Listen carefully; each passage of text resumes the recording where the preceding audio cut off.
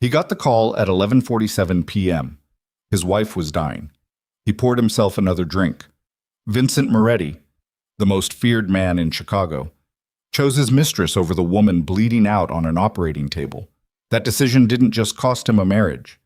It cost him everything he had ever built, everything he believed he owned, and every person who had ever feared his name. Because the woman he left to die didn't die.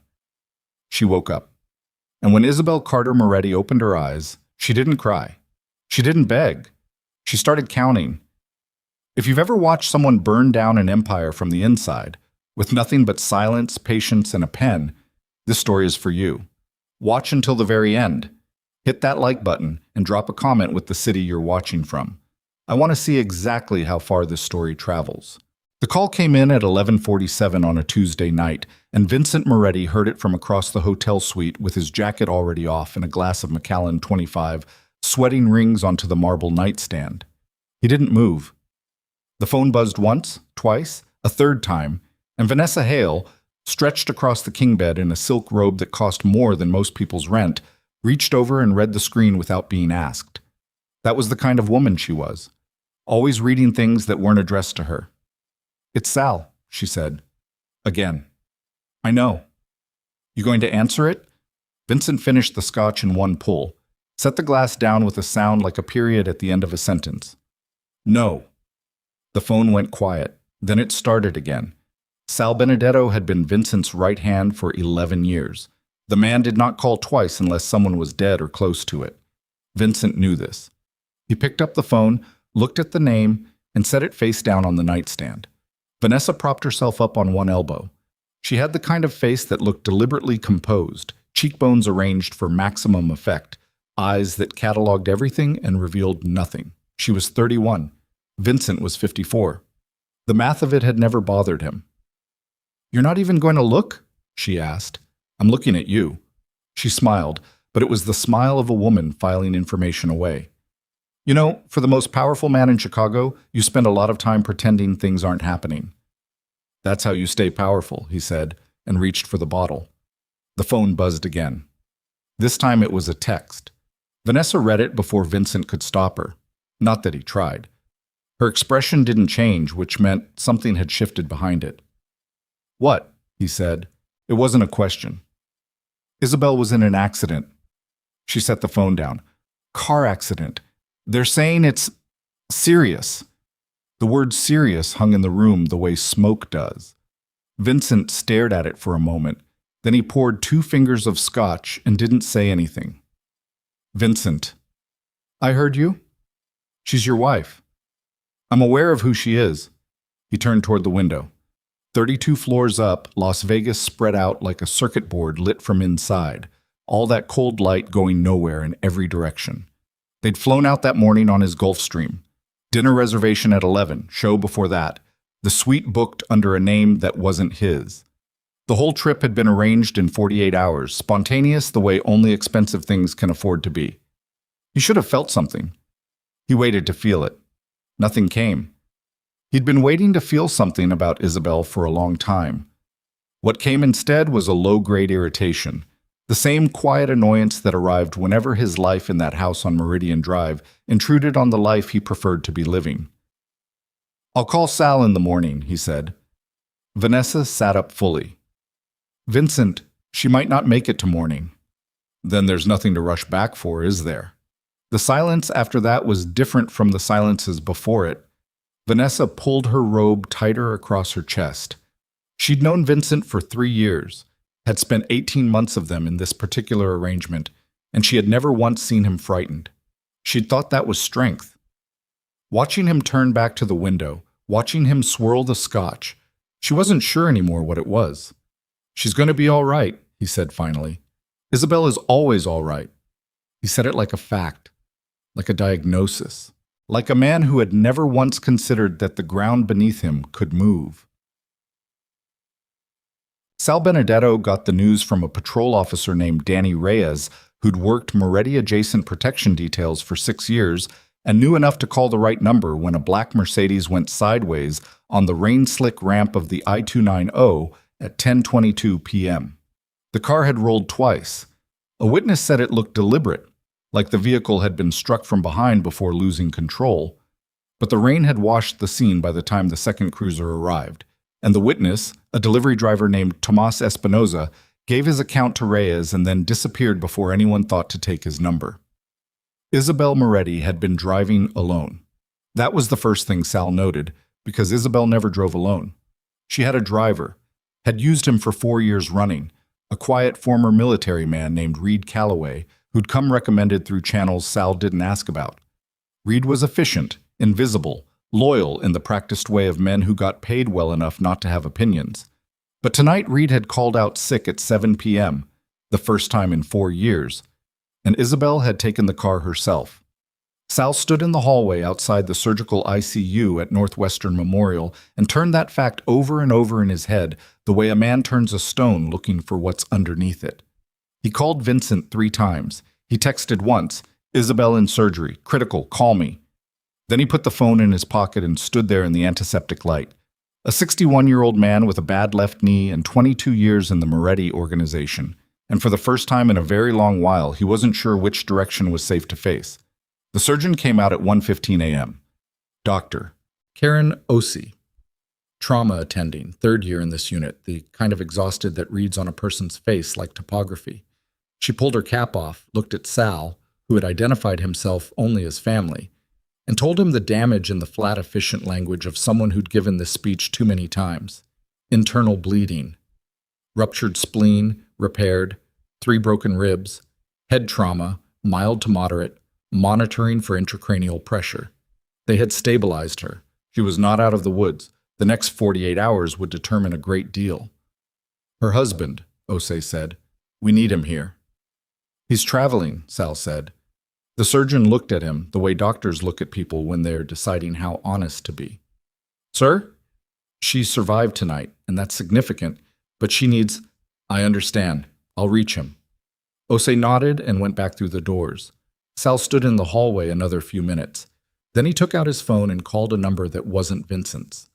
"It's Sal," he said when the line picked up. "She's out of surgery. She's alive." A pause. "No, he's not here." Another pause. Longer. "Yeah, I know. I'll stay with her." He hung up, sat in a plastic chair that was bolted to 3 others, clasped his hands between his knees and stared at the floor. In 22 years, Sal Benedetto had done things for Vincent Moretti that he could not account for in any court or confessional. He had never questioned it.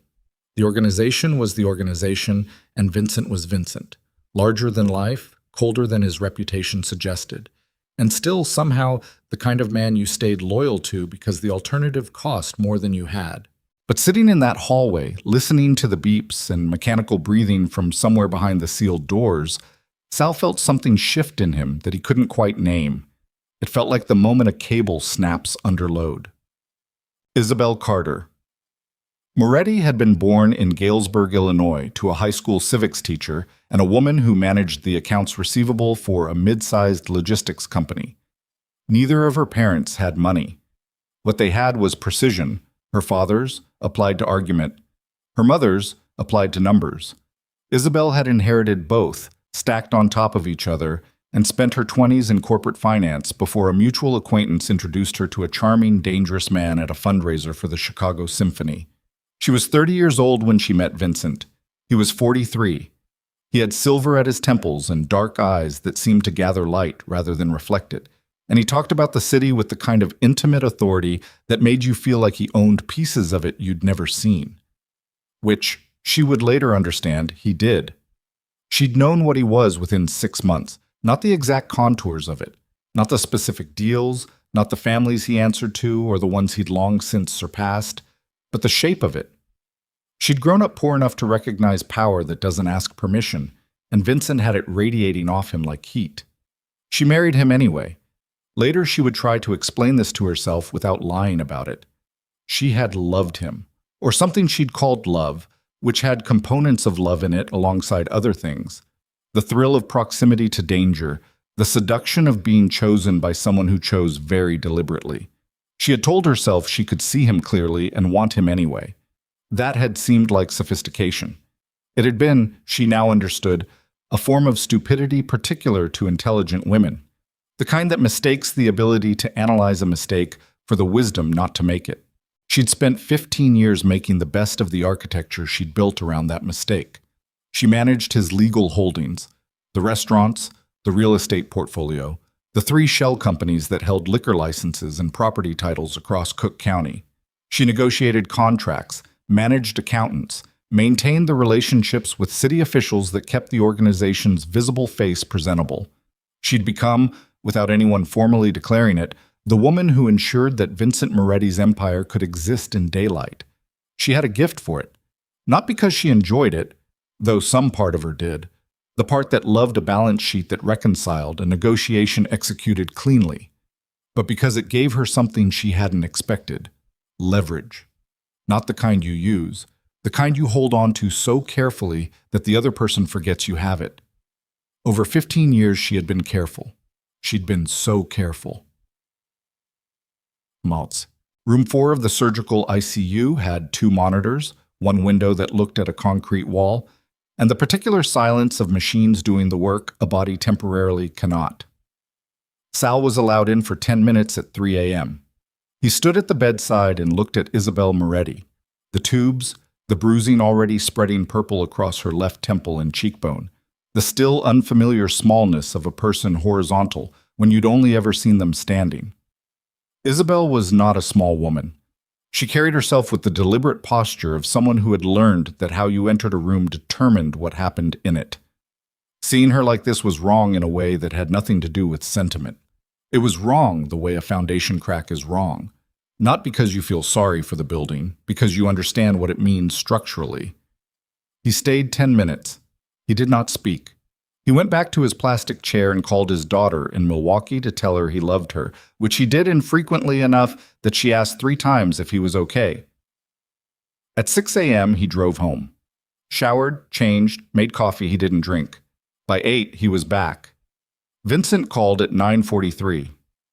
"How is she?" he said. Not, "How is she doing?" or "What happened?" or "I'm on my way." Just the flat 3-word version, like a status check on a property. "Stable," Sal said. "They moved her out of the ICU this morning. She's still unconscious." "What happened?" Sal told him. The rain, the ramp, the rollover. He left out the witness, the clean scene, Reed Calloway calling in sick for the first time in 4 years. He left those out not because he was protecting Vincent, but because he wasn't sure yet who he was protecting. "Accident," Vincent said, like he was categorizing it. "That's what they're calling it. A beat." "Keep me updated." "Vincent," Sal said his name quietly, carefully. "You should be here. I've got things. I know you've got things. I'm telling you, as the man who has kept your house in order for 22 years, that you should be here. In this building, in this city." The silence that followed was the kind Vincent used when he was deciding whether to be annoyed or consider something. Sal had learned to tell the difference over 2 decades. This one was right on the border. "I'll check my schedule," Vincent said. Sal hung up. He sat with the phone in his hand for a long moment. Then he went back inside to wait. Isabel woke at 4:17 p.m. on a Wednesday. She came up through the dark the way you come up through water. Not all at once, but in stages. Awareness arriving before understanding. Light, sound, the pressure of something on her left wrist, the smell of disinfectant and recycled air. Pain that was distant in the way that meant it was being managed rather than absent. She opened her eyes. The ceiling was acoustic tile, fluorescent.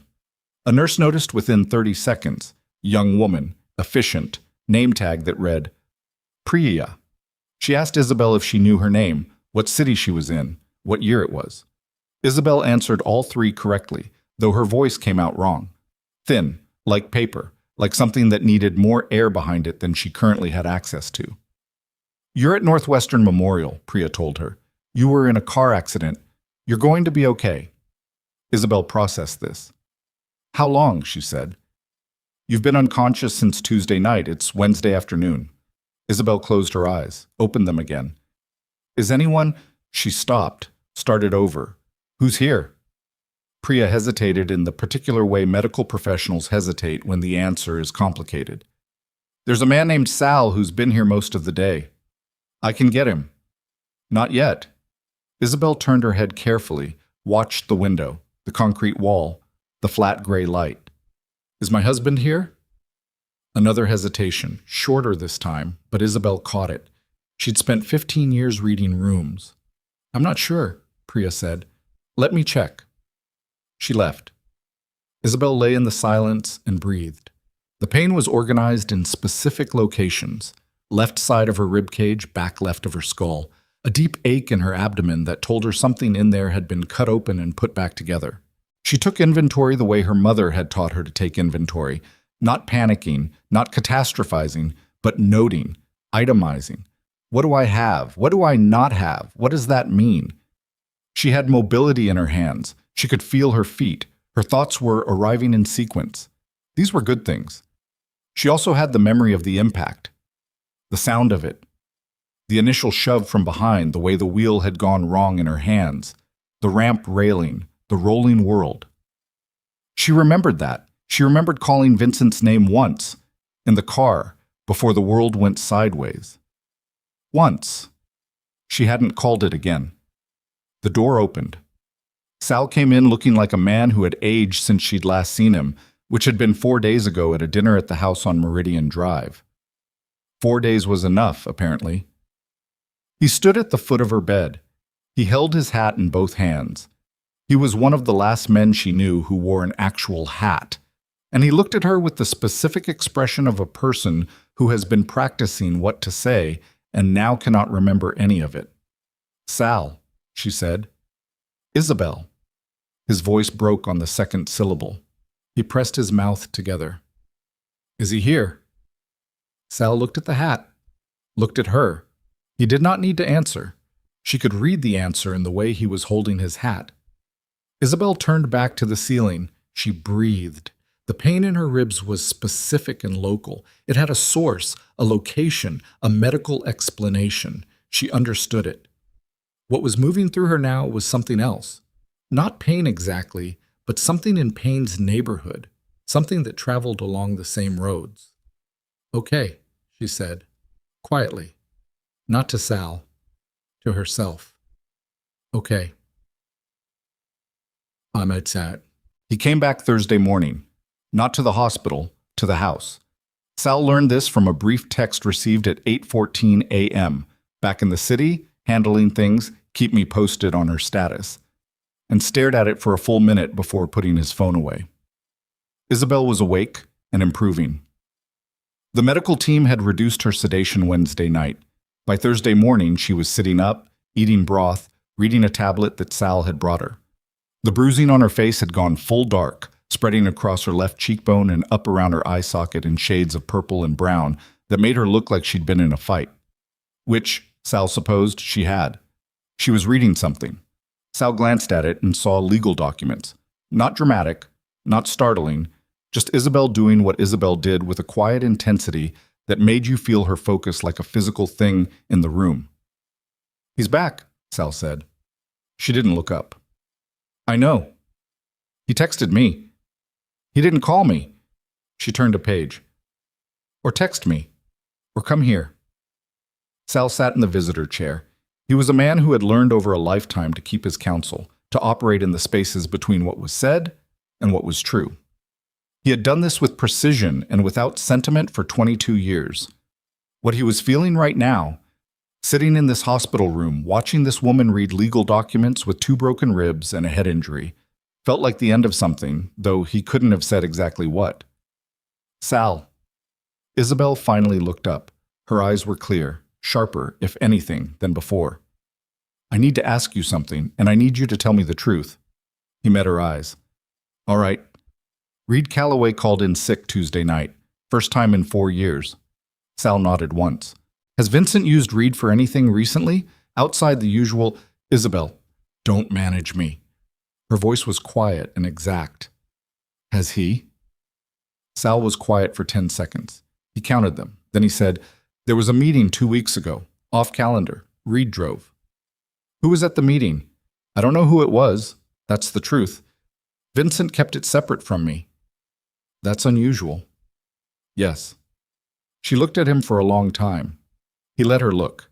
He had nothing to hide from her, which was a strange thing to realize after 22 years in an organization built on strategic concealment. "I'm not accusing you of anything," she said finally. "I know. I need to know who I can trust in this." Sal's jaw moved.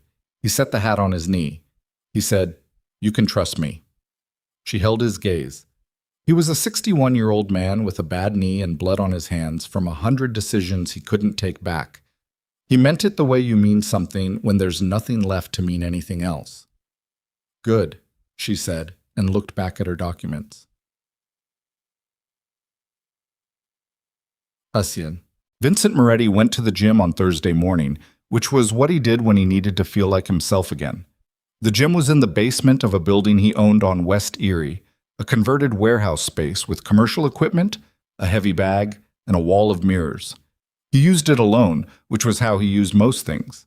He spent 45 minutes on the heavy bag, then showered in the adjacent locker room, and was dressed and making calls by 9:30.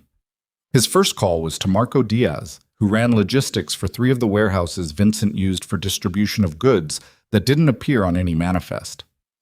Marco picked up on the first ring, which he always did, and confirmed that last week's shipment had cleared without issue, and that the Pirelli brothers had accepted the terms on the new arrangement in Bridgeport.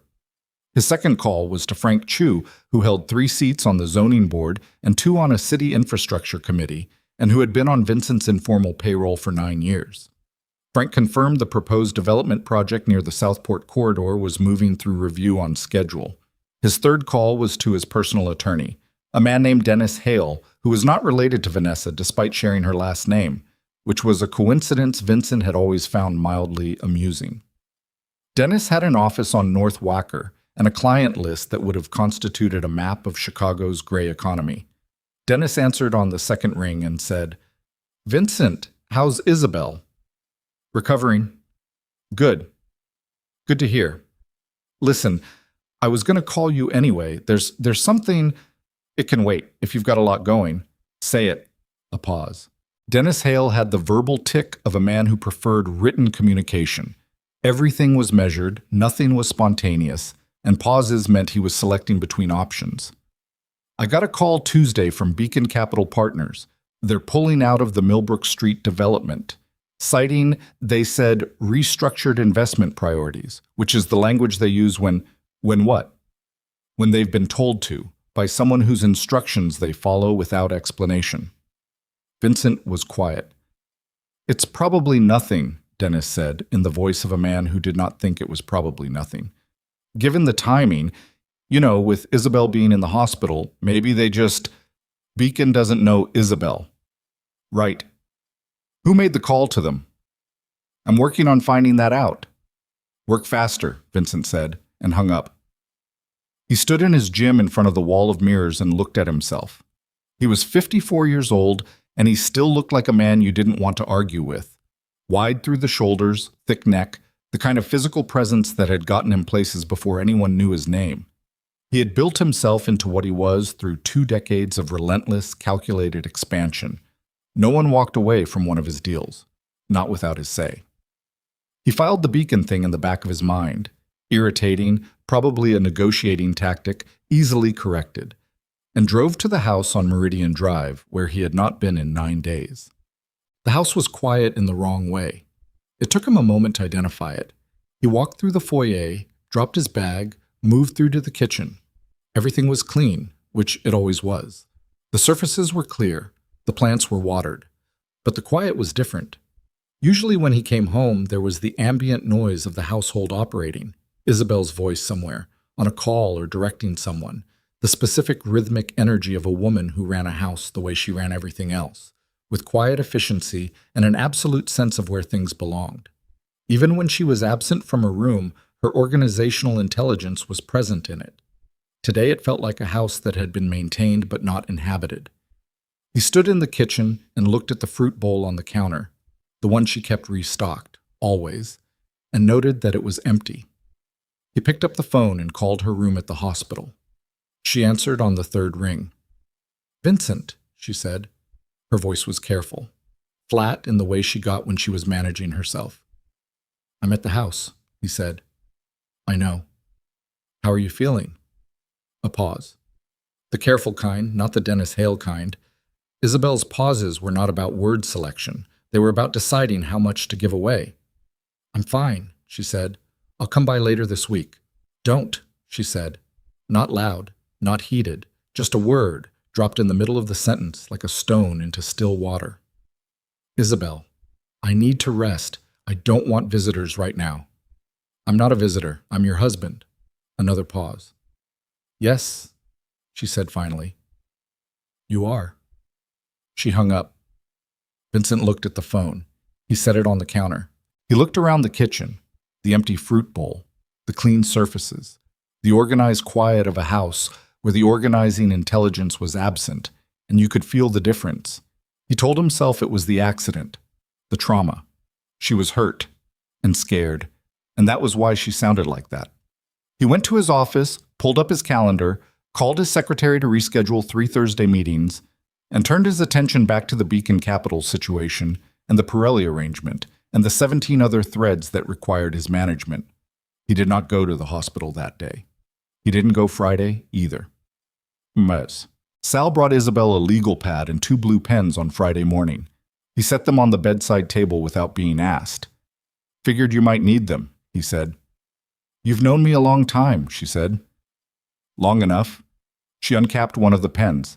She had a list in her head that had been assembling itself for 48 hours, since the moment she'd looked at Sal's face and understood that she had been lying in this room alone while her husband was 6 states away with another woman. That 48 hours had been clarifying in a way she hadn't expected. Injury had a way of stripping things down to their actual dimensions.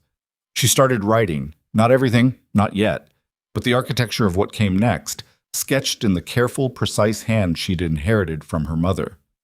The restaurants, 3, all LLCs registered in her name, predating the marriage by 2 years in legal structure, if not in operation.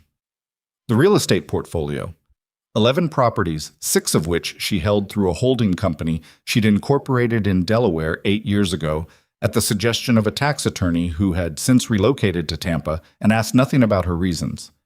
The operating accounts for the legal side of the Moretti Enterprises, managed through a financial management firm she'd built a relationship with over 12 years, the principals of which communicated with her, not with Vincent, because she was the one who showed up to meetings and understood the documents. She wrote for 20 minutes. Then she looked at what she'd written. Vincent had always thought of himself as the architect.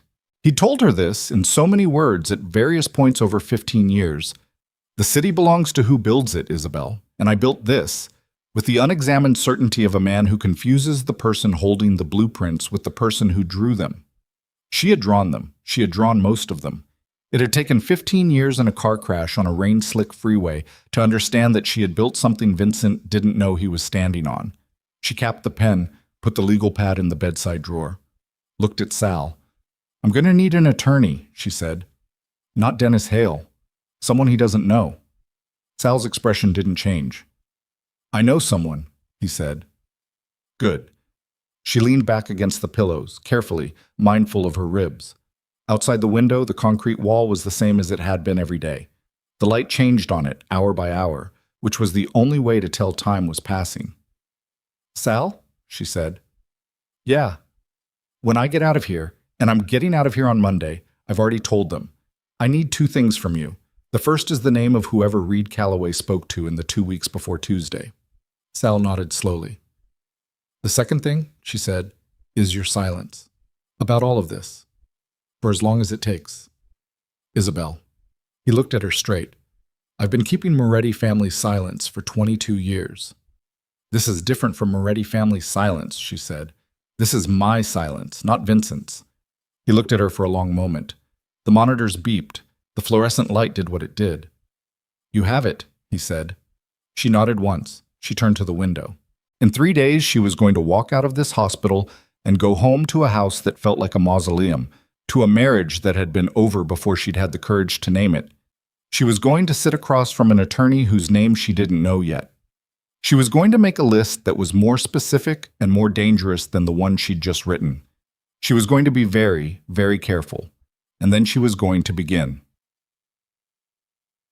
What nobody knew, not Sal, not Vincent's attorney, not the three men who managed his most sensitive operations, was that 8 months before the accident, Isabel Moretti had sat across from a federal investigator named Claire Rowan in a coffee shop on North Halsted and had a conversation that lasted 2 hours and 20 minutes. She had not told anyone about that conversation. She had not told anyone what she'd agreed to or what she'd provided or what she'd been told to hold on to until the time was right. She'd driven home afterward, parked in the garage, sat in the car in the dark for 14 minutes. Then she'd gone inside and made dinner and set the table for two and waited for Vincent to come home. He'd come home at 10:30. He'd eaten leftovers and made 2 calls from his office and gone to bed without speaking to her beyond functional exchanges. She'd sat in the kitchen afterward with a glass of water she didn't drink and looked at nothing in particular. 8 months. The time, it appeared, was getting close to right. Gemmed. On Saturday morning, Vanessa Hale sent Vincent a photograph from the Ritz-Carlton in Miami, where she had apparently continued their interrupted vacation without him. She looked luminous in it. She always looked luminous. He'd thought of that as an achievement of hers when they'd met. He understood now that it was a skill, deployed as necessary. He looked at the photograph for a moment. Then he put his phone in his desk drawer and called Marco Diaz again, because the Bridgeport arrangement was beginning to feel more complicated than it had 2 days ago. And somewhere in the back of his mind, the Beacon Capital situation was still sitting there, unsolved. He worked until midnight. In a room at Northwestern Memorial, his wife was learning to breathe deeply again against the resistance of taped ribs, working through the pain the way she worked through everything, with patience and without complaint, building herself back one slow breath at a time. Neither of them was thinking about the other. That was the truth of the marriage at the end of it. He didn't know yet what she was building. He wouldn't understand until it was already built. That was the second truth, and the more important one, of everything that was about to happen. She walked out of Northwestern Memorial on Monday morning at 9 a.m., same as she'd told them she would. The attending physician, a cautious man named Dr. Ferris, who wore his concern like a second coat, had recommended another 48 hours minimum.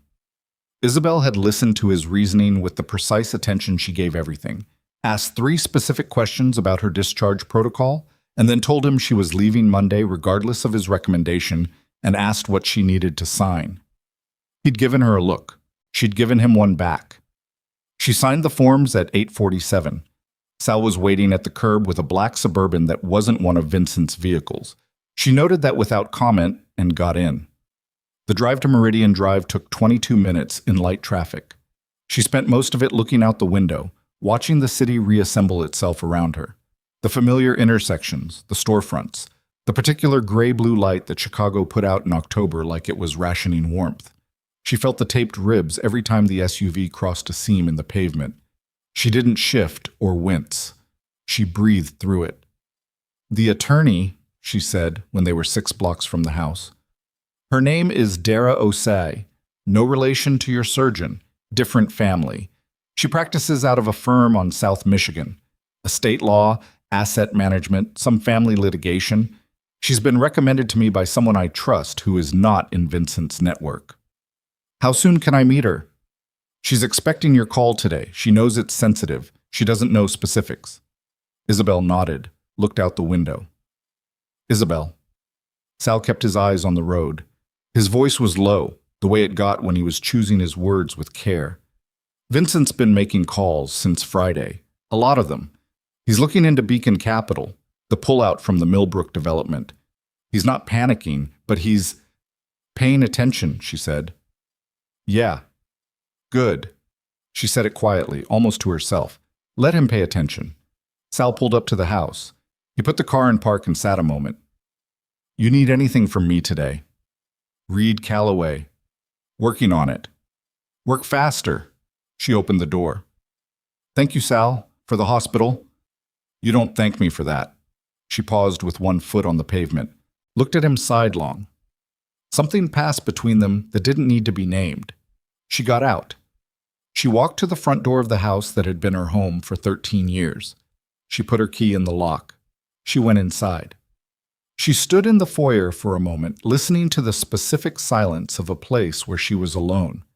Then she went to her office, not the shared study, the one with her name on the accounts and her files in the drawers. and she sat down and picked up the phone. She called Dara Ose at 9:38 a.m. Masamt. Vincent found out she was home from a text Sal sent him at 10 o'clock.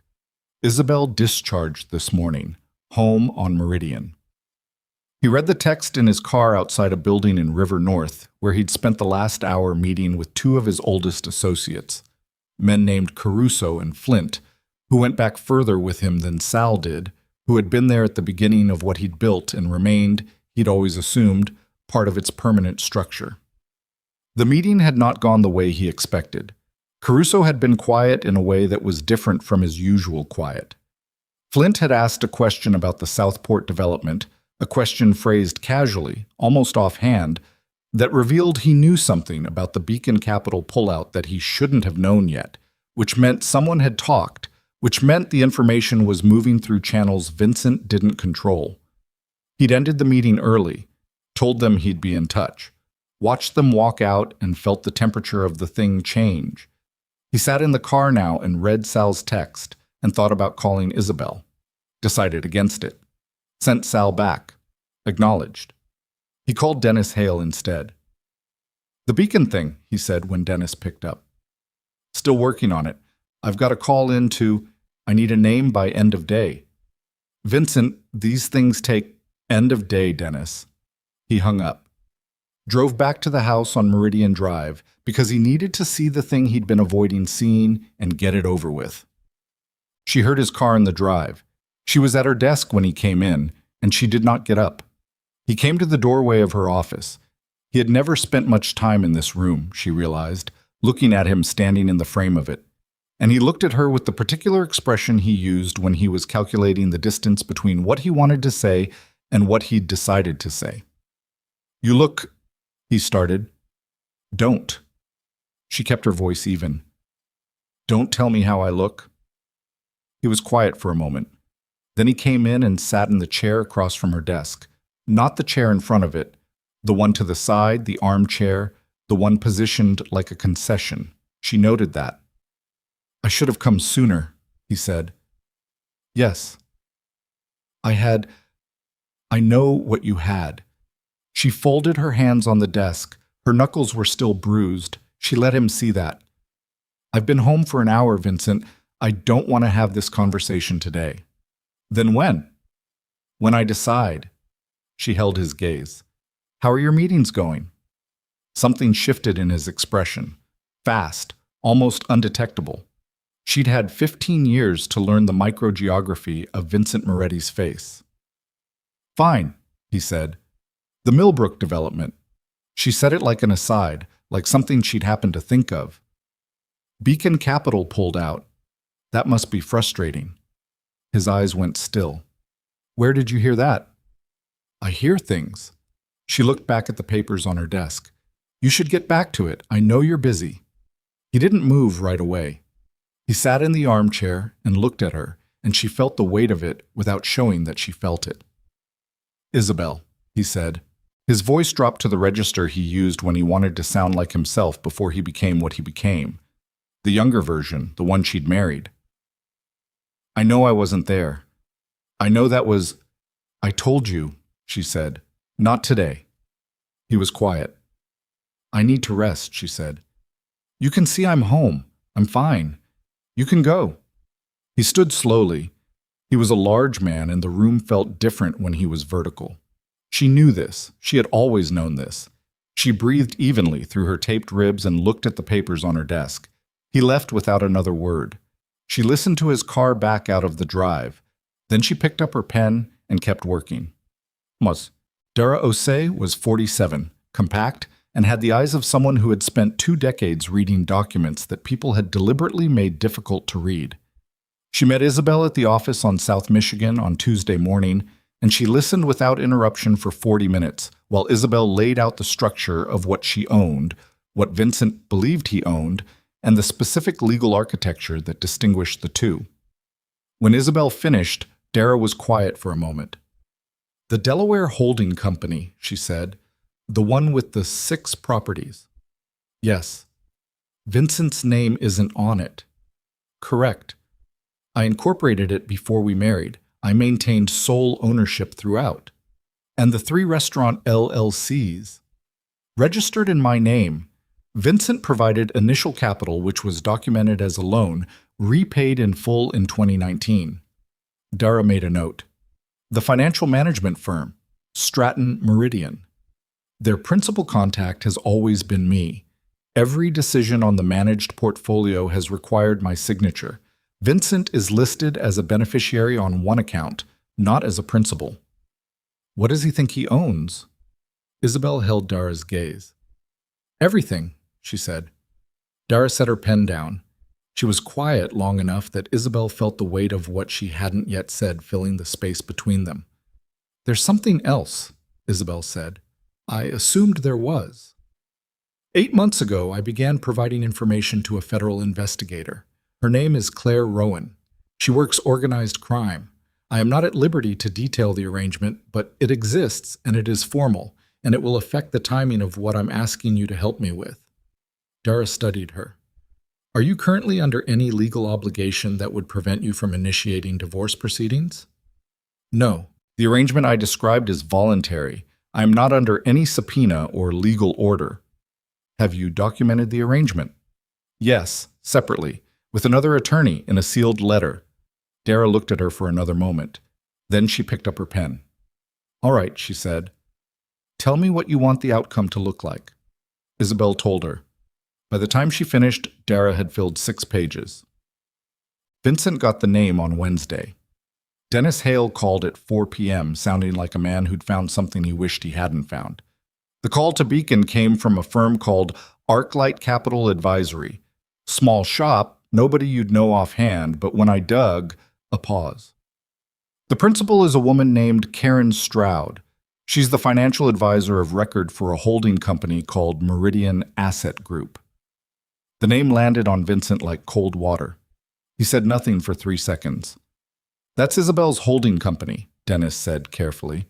I checked the incorporation records. It's been in place since before your marriage. She's the sole principal. I know what it is, Vincent said. Vincent, if she made a direct call to Beacon's investment committee recommending withdrawal from the Millbrook project, how? Sorry? How does she have standing to recommend anything to Beacon? She has no involvement in the Millbrook development. She doesn't need standing to make a recommendation. She has relationships. She's been managing your legal side business operations for 15 years. People in that world know her. When someone like Isabel Moretti calls and suggests a deal is developing complications, people listen. Vincent's hand tightened on the phone. He was in his home office, standing at the window, looking out at the back garden where the October light was killing the last of the season's color. Does she know you found this? He asked. I was discreet. That's not what I asked. A pause. I don't believe so. Keep it that way. He hung up, stood at the window. He thought about Isabel at her desk Monday morning, the bruised knuckles, the papers in front of her, the flat way she'd said the Millbrook development, not like a question, like something she was telling him she already knew. He felt, for the first time in a very long while, the specific and unpleasant sensation of having underestimated someone. He didn't let himself stay in that feeling. He moved out of it the way he moved out of everything, forward, into action, into the next thing. He called Marco Diaz, he called Caruso. He called 3 other people in rapid succession, tightening lines he now realized had gone slack while he'd been in Las Vegas watching City Lights with Vanessa Hale. What he did not do, did not think to do, was call Isabel. What? Sal Benedetto found Reed Calloway on Wednesday evening. Reed was staying at an extended stay motel in Cicero under the name David Park, which was not clever but didn't need to be clever, just needed to buy time. The room smelled of fast food and stale air and the particular exhaustion of a man who knows he's run out of road. Sal knocked. Reed opened the door in a t-shirt and jeans, saw Sal's face, and stepped back without a word. That was the kind of man Reed was, had always been, in Sal's experience. No theatrics, just assessment and adaptation. Sal came inside, sat in the room's one chair. Reed sat on the edge of the bed. I'm not here for what you think, Sal said. Reed said nothing. His hands were loose on his knees. He was watching Sal the way trained people watch, full face, peripheral, active. 2 weeks before the accident, Sal said, you drove Vincent to a meeting, off calendar. I drive him to meetings. Not off calendar, not without me knowing.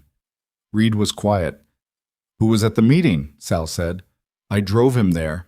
I waited outside. I don't know who was inside. Where? Reed looked at the floor. Something was moving behind his eyes.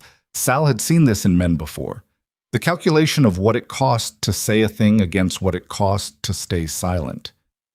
Bridgeport, Reed said finally.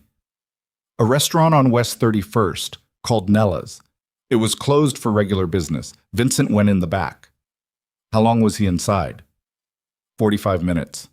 Anyone else arrive? 2 men. I didn't know them. One of them...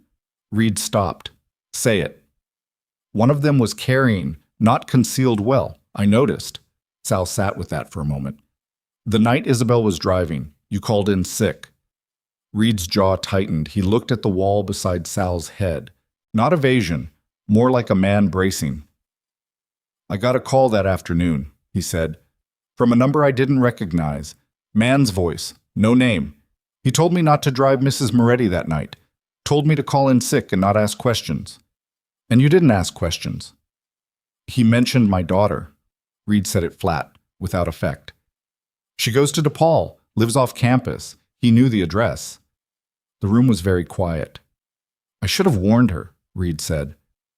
Mrs. Moretti, I know that. I've been sitting in this room for 6 days knowing that.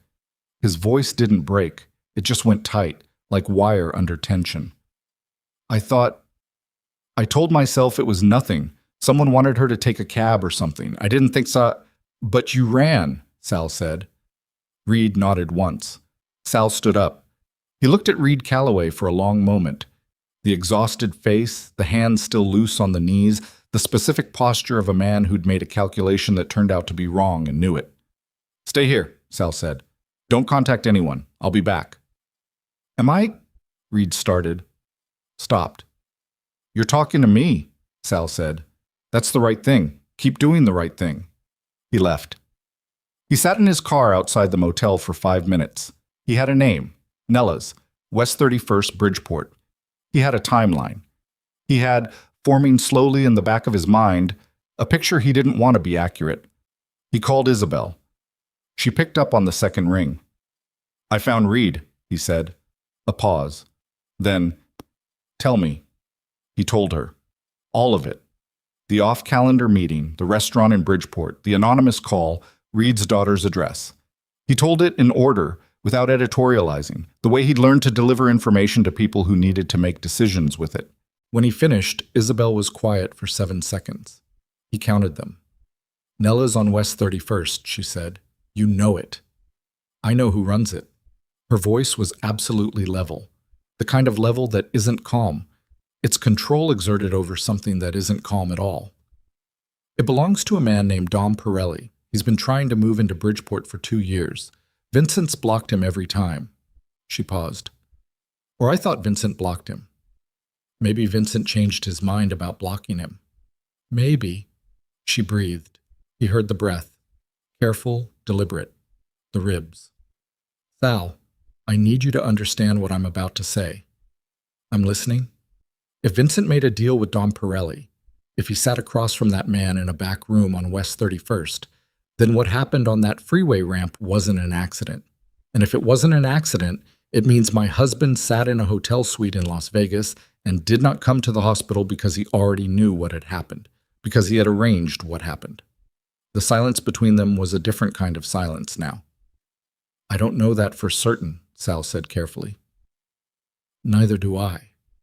She paused. But you're telling me Reed got a call that same afternoon, the same afternoon Vincent was on a plane to Las Vegas. Sal said nothing. You've known Vincent for 22 years, she said. Would you tell me that's a coincidence?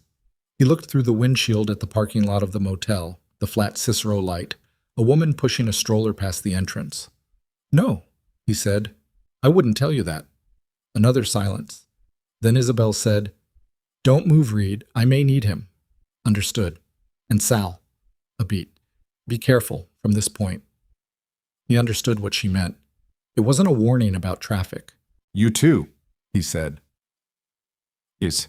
Thursday came in cold, the first real cold of the season, the kind that reminded Chicago it was only ever on loan from the weather. Vincent had dinner with Vanessa, who'd flown back from Miami without being asked, which he noted without enthusiasm. She'd come to the house, not the house on Meridian, she'd never been there, to a townhouse on North State he'd kept for purposes of exactly this kind. And she'd made dinner the way she did things, with an effortless performance of domesticity that was designed to be admired. He barely tasted the food. He was thinking about Isabel. Not in the way he used to think about Isabel, not strategically, not dismissively, but in a new way that had no clean name.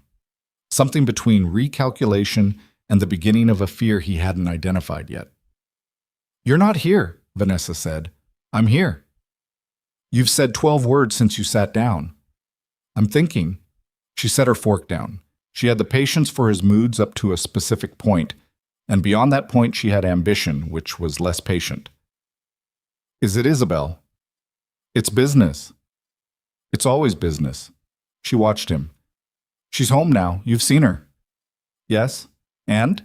"And nothing. She's recovering." He picked up his wine, set it down without drinking. "She made a call to one of my investment partners, recommended they pull out of a project I'm running." Vanessa was very still. "Why would she do that?" "I don't know yet." "Have you asked her?" He looked at Vanessa then, really looked at her for the first time since she'd sat down. He was measuring something, though he couldn't have articulated precisely what. She was beautiful, and she was smart, and she was watching him with the focused energy of a woman who understood that his empire was the thing she was adjacent to, and adjacency had a value she tracked carefully. "Not yet," he said. He drove home to Meridian Drive at 10. Isabel was already in bed. The guest room, he noticed, not their bedroom. The door was closed. The light was off. He stood in the hallway outside the door for a moment. He thought about knocking. He didn't. The call came at 7 a.m. Friday. Not to Vincent, to Dennis Hale. Dennis called Vincent at 7:22, and the sound in his voice was something Vincent had never heard from him before. Something thin and airless. The sound of a man who has just read a document and cannot unknow what was in it. "The Stratton Meridian accounts," Dennis said. "What about them?" "I pulled the full structure this morning. I should have done it earlier. He stopped, collected himself. "Vincent, the operating account for the Moretti Hospitality Group, the one that funds the restaurant operations, the management contracts, the 2 properties in Lincoln Park. I know what it funds. That account is under the direct management authority of Isabel's holding company, not as a beneficiary, as the controlling entity. She has unilateral authority to move, freeze, or redirect those funds." Vincent was silent. "It's been structured that way for 9 years, Dennis said. "I don't know how I missed it. I think because it was set up before I came on and the language was... It was written to look like a standard management arrangement, but when you read the actual control clause, how much, Vincent said, in that account specifically, currently approximately 4.2 million. How much total, if you map the whole structure the way you're describing?" Dennis's pause was long enough to be its own kind of answer. "Dennis, across all the entities where she holds controlling authority, the restaurants, the Lincoln Park properties, the Meridian Asset Group holdings, the Stratton accounts, we're looking at assets totaling somewhere between $18 and $22 million that you cannot move, sell, encumber, or direct."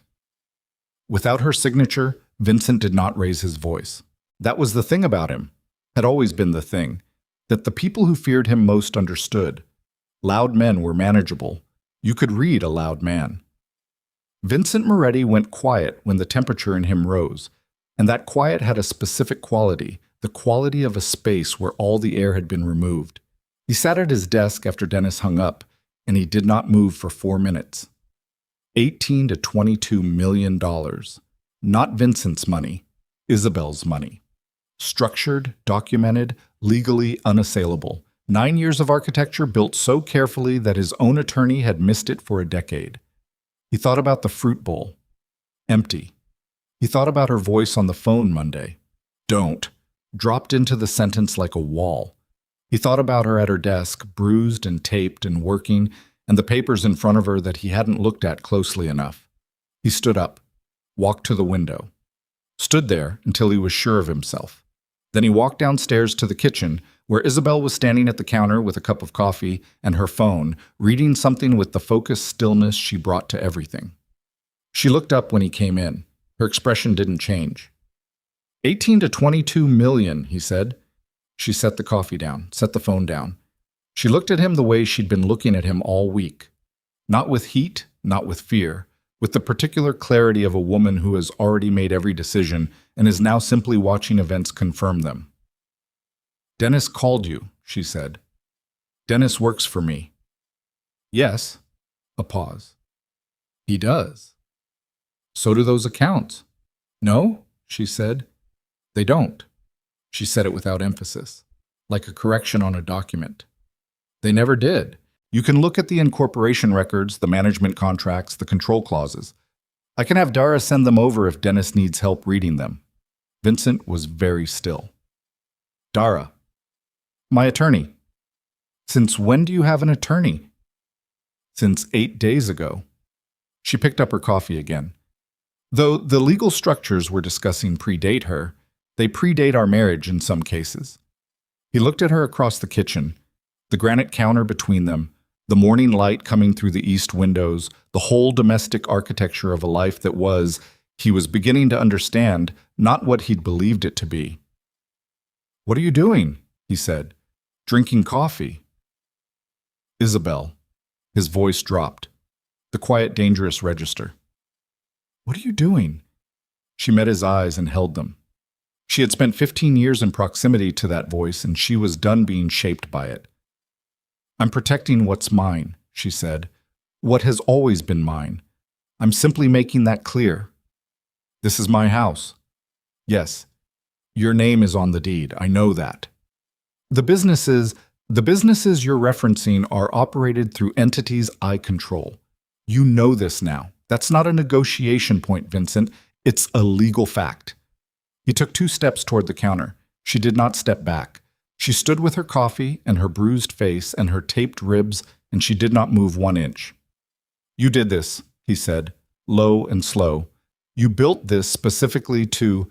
I built it to protect myself, she said, from exactly the situation I am currently in.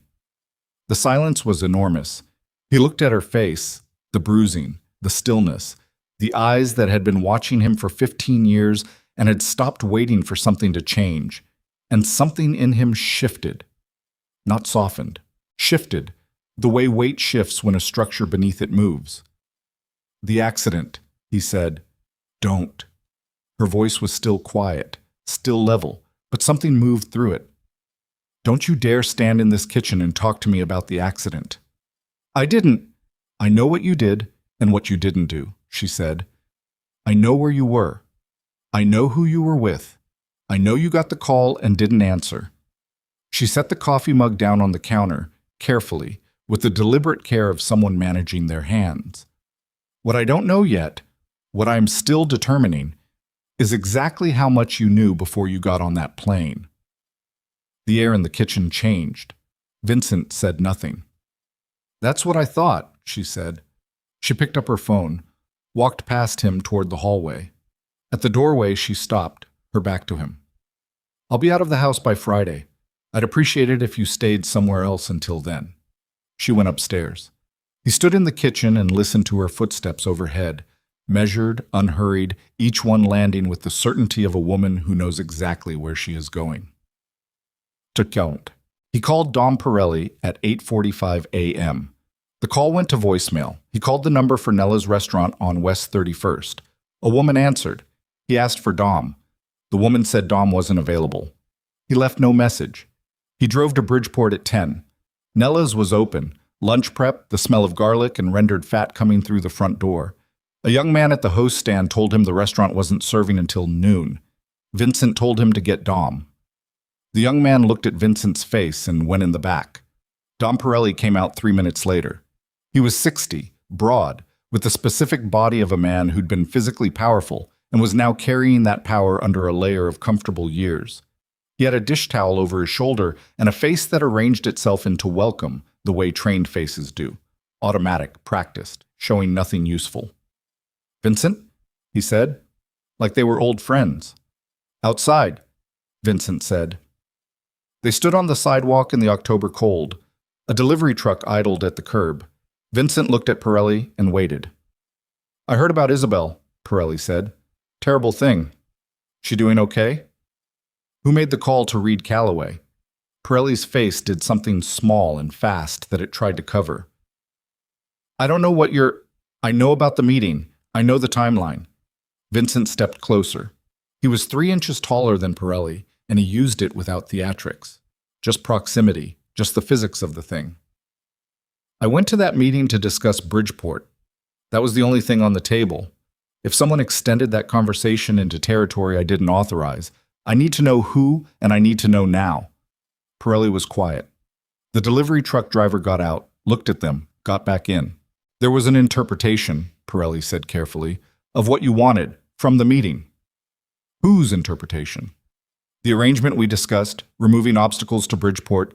"I said obstacles to the business arrangement. I meant Falcone's people. I meant the zoning holdout on Halstead. I didn't mean..."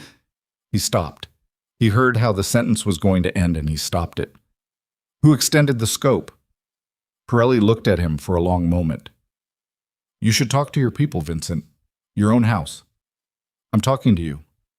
And I'm telling you," Pirelli's voice went flat, stripped of the performance of welcome, "that the instruction to handle the driver came from inside your organization, not from me. I provided resources because I was told it was sanctioned. If it wasn't, that's not a problem I created." Vincent looked at him. "Who?" he said. Pirelli shook his head slowly. "You have a leak, Vincent, somewhere close to you, that's all I'll say." He took the dish towel off his shoulder. "I'm sorry about Isabel, I mean that. She's a good woman." He went back inside. Vincent stood on the sidewalk in the cold. A woman walked past with a dog that veered toward him. She pulled it back. Inside his own organization.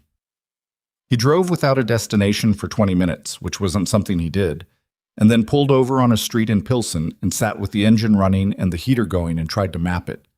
Who had known about the Pirelli meeting? Who had access to Reed's number? Who had both the knowledge and the motive to extend what had been a business discussion into something else? The map kept coming back to the same names. He didn't want it to come back to those names. He called Sal. "What?" Sal answered on the first ring. He was in his car outside a hardware store in Logan Square, which is where he actually was, though he would not have said so. "Where are you?" Vincent said. "Running errands? What do you need?" "I need to see you. Today. 1 o'clock. The office on Erie." "I'll be there." He hung up. He sat in the parking lot of the hardware store and called Isabel. She picked up on the second ring. "He went to see Pirelli," Sal said. A pause. "How do you know?" "Because I know Vincent. And because I had someone watching Nella's." "What happened?" Pirelli told him the instruction came from inside his own organization. He didn't name anyone. He sent him back to look at his own people. Isabel was quiet for 5 seconds. Then, "Vincent called you?" 1 o'clock. "Sal." Her voice was careful, each word placed. "Whatever he asks you, you need to make a decision before you walk in that room, about which side of this you're on." "I know that. I don't mean professionally. I mean, if he asks you directly what you know about Reed, about the timeline, about any of it, I know what it means," he said. "I've thought about it." "And?" He looked through the windshield at a woman loading bags into a minivan. Ordinary Thursday morning. Whole city running its ordinary machinery. "I'll be careful," he said. "That's not an answer." "It's the only one I have right now." He paused. "Isabel, if Vincent's looking inside his own organization, there's a name he's going to land on, probably already has, and that person is going to know he's looking." "Who?" "Man named Carl Flint. He was at the Pirelli meeting. I found that out yesterday. He's been with Vincent 15 years. He runs the operational side of 2 of the distribution networks." Sal's jaw tightened. "He also has a relationship with the Falcone family that Vincent doesn't know about. Has for about 3 years." The silence on her end was different from her usual silences, more compressed. Carl Flint has been feeding information to Falcone, she said slowly. That's what I believe. Then the Pirelli meeting. If Flint was in the room when the scope got extended, or if he's the one who extended it, he wasn't doing it for Vincent's benefit. He was doing it for whoever benefits most from Vincent being... Sal stopped, said the rest quietly. Distracted. Or eliminated. And if Falcone gets Bridgeport, and if Vincent is gone, Falcone gets everything north of the river inside of a year. She breathed. He heard it, the deliberate, careful breath of the ribs. Does Vincent know about Flint and Falcone? She said. No. Are you going to tell him? The question sat there. Sal thought about 22 years, about the things he'd done and the things he'd watched and the specific gravity of loyalty to a man you've given your best decades to. He thought about a hallway in Northwestern Memorial at 1 a.m, a plastic chair, his daughter's voice asking if he was okay. I'm going to tell him what he needs to know to protect himself, Sal said. That's all. That might not be enough. I know. He started the car. There's something else. Vincent's going to pull on Flint, and when he does, Flint's going to move fast because that's the kind of man he is. You need to accelerate whatever you're doing with your attorney. I already have. How fast? Fast enough. I meet with Claire Rowan tomorrow morning. Sal absorbed this. He had known, in the abstract, that Isabel had a federal connection. Hearing the name and the timeline made it concrete in a way the abstract hadn't been. Okay, he said. Go to your meeting, she said. Be careful. You already said that. I'll keep saying it until it's over. Amat. The office on West Erie was the ground floor of a building Vincent had owned for 16 years. It had the look of a mid-level import business. That was the cover, had been for years. And the back half of it was a room with a table, 6 chairs, and no windows. The kind of room where things got decided. Sal arrived at 12:55. Flint was already there. That landed wrong. Sal had not known Flint would be here. He showed nothing, 2 decades of practice, and sat across the table from him and exchanged the standard minimal acknowledgement of 2 men who have worked parallel to each other for years without warmth. Flint was 53, angular, with close-cut gray hair and the specific unhurried manner of someone who never needed to perform calm because the real thing came naturally. He had always struck Sal as a man who existed at a slight remove from events, present, capable, but watching from one degree of distance farther than the situation required. Sal understood that distance differently now. Vincent came in at 1 on the minute. He sat at the head of the table. He looked at both of them. The Pirelli meeting, he said. I need to account for the full conversation. What was discussed, what was decided, and what happened afterward. Flint said, I covered the operational details, same as always. What operational details? Bridgeport access points, the warehouse on Loomis, the 2 distribution contacts who'd shift over once the Falcone block on 31st was resolved. The Falcone block, Vincent said. How was it being resolved? Pirelli's people were going to lean on the 2 Falcone guys holding that corner. Standard. That's all. Flint held his gaze. That's all. Sal watched this. He watched Flint's hands on the table, still, relaxed, no tells. The man was good. The man had been good for 15 years, and Sal had never once thought to look at him this way. Someone made a call to a driver named Reed Calloway, Vincent said, the night of Isabel's accident. Told him not to work that night. Someone in this organization. A silence. I don't know anything about that, Flint said. No. No. Vincent looked at him for a long time. Flint looked back. It was the kind of stare down that happened in rooms like this. No blinking, no movement, just 2 men applying pressure through sustained eye contact and waiting to see which one of them was more comfortable in the silence. Sal, watching, understood for the first time with complete clarity that Flint was not uncomfortable at all. Sal, Vincent said without looking away from Flint, leave us. Sal stood. He kept his face even. He went to the door, opened it, stepped out into the narrow hallway. He did not go far. He stood in the hallway outside the closed door and listened to the muffled shapes of voices, Vincent's, then Flint's, then both together in a register he couldn't parse. He stood there for 4 minutes. He was aware of how this looked, an old man in a hallway listening at a door, and he did it anyway. Then the voices stopped. The door opened. Flint came out first. He looked at Sal in the hallway with an expression so neutral it was its own kind of statement. He said nothing. He walked to the front of the building and out. Sal went back in. Vincent was standing at the far end of the table. His back was half turned. He was looking at a point on the wall with no information on it. "Vincent," Sal said, "he says it wasn't him." "Do you believe him?" A long pause. "I don't know what I believe." Vincent turned. His face had the quality of a controlled surface with something moving beneath it. "I've known Carl Flint for 15 years. I've trusted him with—" He stopped. He looked me in the eye and said he didn't know about the call to Reed. "Okay," Sal said carefully. "Is he lying?" Sal stood in the room across the table from Vincent Moretti and understood that this was the moment he'd been building toward since that plastic chair in the hospital hallway. The question was direct. The answer was known. "Yes," Sal said. "I believe he is." Vincent went very still. "What do you know?"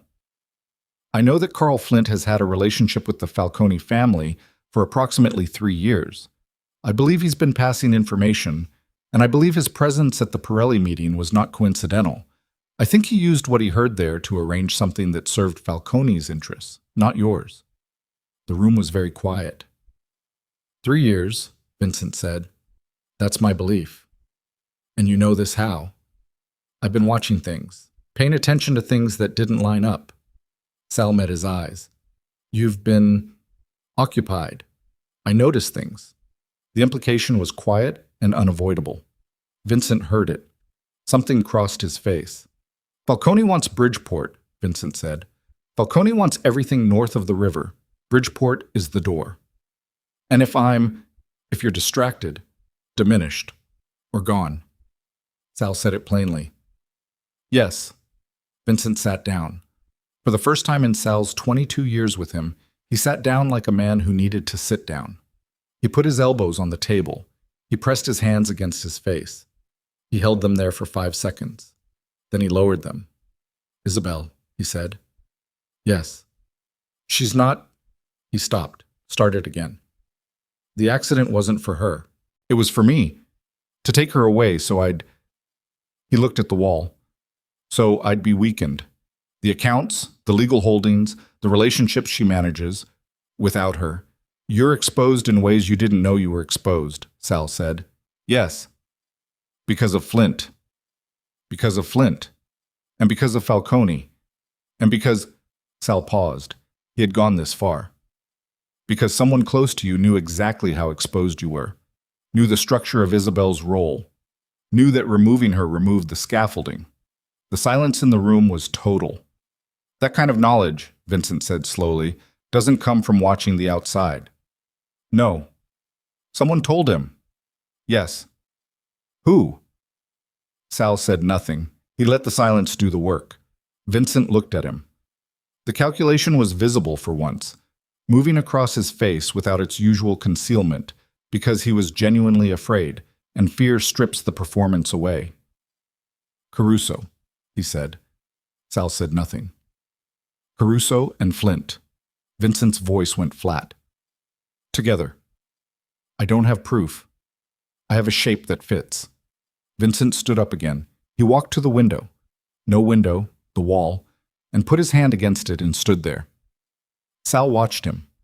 He had known this man for 22 years, and he had watched him make decisions in rooms like this, had watched him apply cold logic to situations that would have broken other people, had believed for most of those years that Vincent Moretti was defined by an absolute refusal to be vulnerable. The man at the wall was not that man right now. "You should call Isabel," Sal said. "Isabel." The name came out like something he was testing the weight of. "She knows most of this. She's been—" Sal chose his words. "She's been aware that something was wrong before the accident. She's been protecting herself." Vincent turned. "How much does she know?" "Enough." "Does she think I arranged it?" Sal held his gaze. She's trying to determine that. And you? What do you think? I think you sat in a hotel in Las Vegas with a woman who isn't your wife and let your phone ring for 2 days, Sal said. I think whatever happened on that freeway ramp happened because of decisions you made, even if you didn't make all of them, even if Flint extended a scope you didn't intend. The conditions existed because of you. Vincent looked at him for a long time. Say the rest, Vincent said. She's not going to forgive you, Sal said. Whatever you think you can repair, the marriage, the relationship, none of it. She's made her decisions. She was making them in the hospital while you were still in Nevada. He paused. She's not doing this out of anger, Vincent. I want you to understand that. She's not trying to hurt you. She's trying to survive you. There's a difference. The room was silent. Then Vincent's phone buzzed on the table. He looked at it. His face did something that Sal had never seen it do. It went young, for 1 second, afraid in the specific way of someone who understands they are about to receive information that will require them to become someone they don't know how to be yet. He picked up the phone. He read the screen. Sal watched his face. What moved across Vincent Moretti's face in the next 4 seconds was something Sal would carry for the rest of his life. Not because it was dramatic, not because it was violent, but because it was the expression of a man realizing that the thing he'd built his entire life around had been, for longer than he knew, already coming apart at the seams while he had been standing on top of it, telling himself it was solid. It's Dennis, Vincent said. His voice was strange. He says federal agents have been in contact with his office this morning. About me. Sal felt his stomach drop. They have a cooperating witness, Vincent said. He set the phone down on the table. He looked at Sal. They've had one for 8 months. He said it without accusation. Without anything, really. Just a man reading a fact off a screen. But his eyes, when they met Sal's, held a question that was almost a complete sentence by itself. And the answer to that question, Sal understood with cold certainty, was going to determine everything that happened. The question in Vincent's eyes lasted 4 seconds. Then he picked up his phone and called Dennis Hale back. Sal stood on his side of the table and watched and did not move. He understood that the next 60 seconds would determine whether he left this room the same man who had walked into it. Dennis, Vincent said, tell me exactly what they said. He listened. His face did nothing. His left hand, flat on the table, pressed down slowly until the knuckles went white. How long ago did they contact you? He listened again. Don't say anything else to them. Not one word. I'll call you back. He hung up. He set the phone on the table with the care of a man handling something that might detonate. He looked at Sal. 8 months, he said. Vincent, 8 months ago, someone in my life sat across from a federal investigator and began providing information about my operations. He said it the way he said everything when the temperature was highest. Low, precise, almost conversational. Claire Rowan, Organized Crime Division. You know that name? It was not a question. Sal said, yes. How? Isabel told me 3 days ago. The sound Vincent made was not quite a word. It was the sound of a man absorbing a blow he'd seen coming too late to duck. She told you, he said. She needed me to understand the full picture, so I could... Sal stopped, recalibrated. So I could help her stay safe. Stay safe. Vincent's voice was very quiet. From me. From the situation. From Flint. From Falcone. From whatever was still moving after the accident. And you, Vincent's jaw worked. You chose her. I chose the right thing. There's a difference. The silence between them had a physical quality, like pressure. 22 years, Vincent said. Yes. And you chose her. She was lying in a hospital because of decisions made inside this organization, Sal said.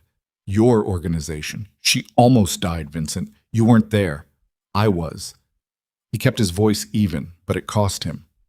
22 years means I tell you the truth even when it costs me. That's what it means, so here's the truth. You need to get ahead of this federal thing right now, today, and Isabel is the only person who can tell you how much they have and how far along they are, because she's the one who's been talking to them. Vincent looked at him for a long time, long enough that Sal felt the weight of it in his bad knee, in his lower back, in the 22 years of accumulated gravity between them. Then Vincent picked up his phone and called Isabel. She was in Dara Osi's office on South Michigan when the call came. She looked at the screen. She looked at Dara across the desk. "It's him," she said. Dara said, "You don't have to answer." "I know," she answered. "Isabel." His voice had never sounded like this. In 15 years, she had heard it cold, authoritative, charming, dismissive. She had heard its full repertoire. She had never heard it like this, stripped down to something underneath all of it, something that might have been fear or might have been the closest thing to humility his architecture allowed.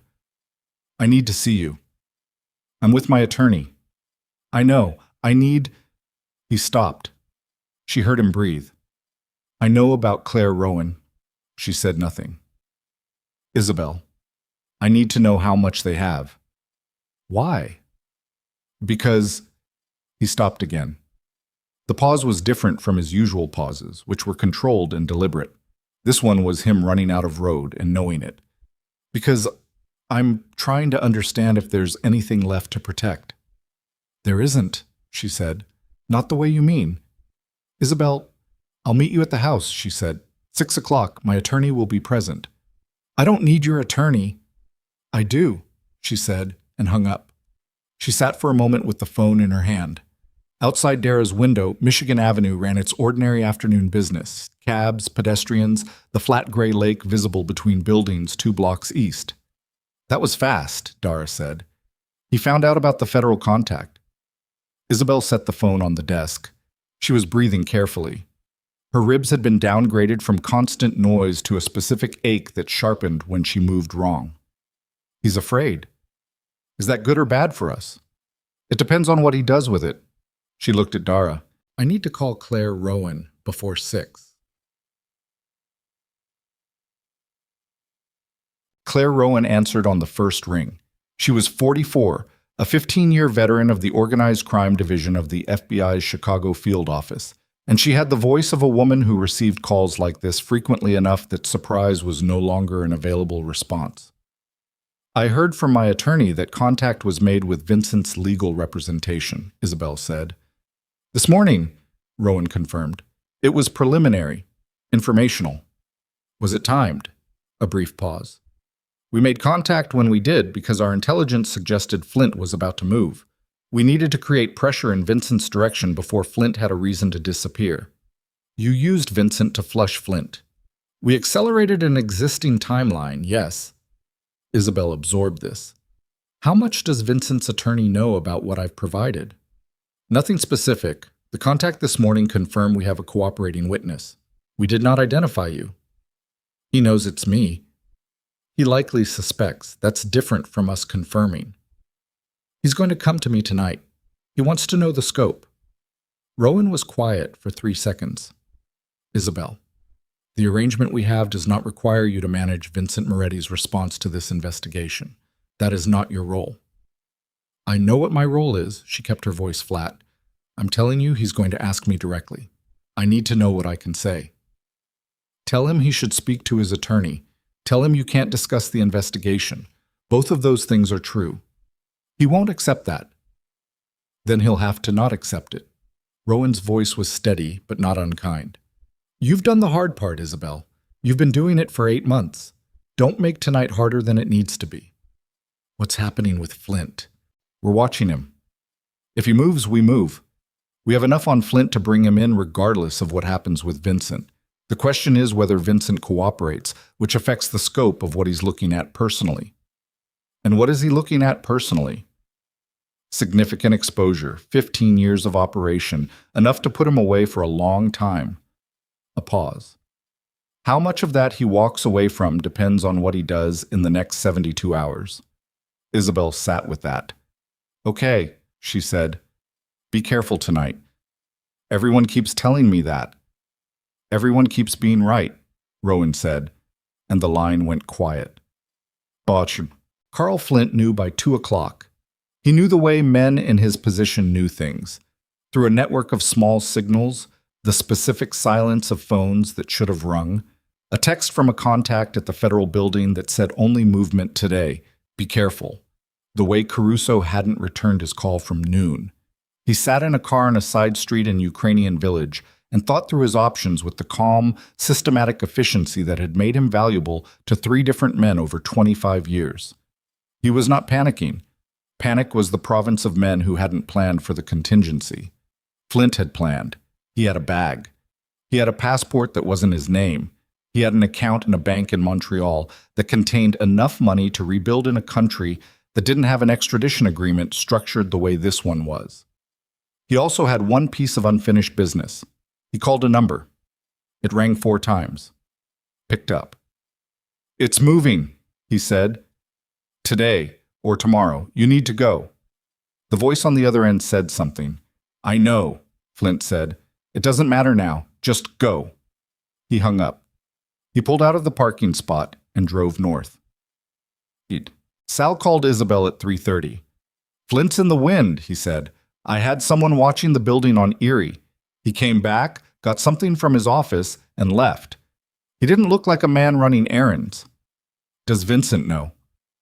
"I'm calling him next. I wanted you to know first." A pause.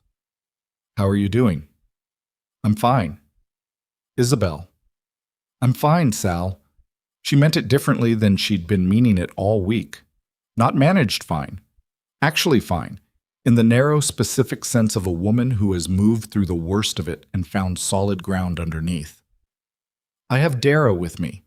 We'll be at the house at 6. "You want me there?" She thought about it. "Yes. Come at 5:30. The house on Meridian Drive had a particular quality in late afternoon light, the way houses do when the west-facing windows catch the sun at a low angle and turn everything inside amber and long shadows. Isabel stood in the kitchen at 5:45 and watched the light move across the counter and thought about all the late afternoons she'd stood in this kitchen and felt the specific loneliness of a house that was full of everything except what actually mattered. Sal was in the front room. Dara was at the kitchen table with her briefcase and her yellow pad, reviewing notes with the focused calm of a woman who had been in difficult rooms before and found them navigable. Vincent arrived at 6 on the minute. Of course he did.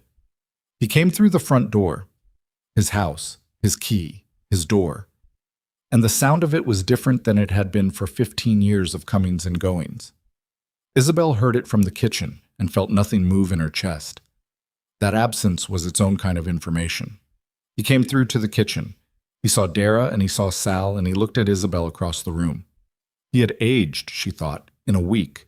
He looked like a man who had been running at full capacity for a very long time and had just been told the machine was burning fuel it didn't have. "You brought people," he said. "I told you I would." He looked at Dara. "I don't need a witness for a conversation with my wife." "I'm not a witness," Dara said pleasantly. "I'm her attorney." Vincent's jaw moved. He looked at Sal. Something passed between them. The compressed communication of men who have known each other long enough that whole sentences live in a glance. Sal held his gaze without flinching. "Sit down, Vincent," Isabel said. He sat. She sat across from him. The kitchen table between them like a border. "Flint is gone," she said. "Sal's going to tell you what he knows. After that, we're going to talk about what happens next. Then you're going to leave, and Dara and I are going to finish what we came here to finish." Isabel, "That's how this goes."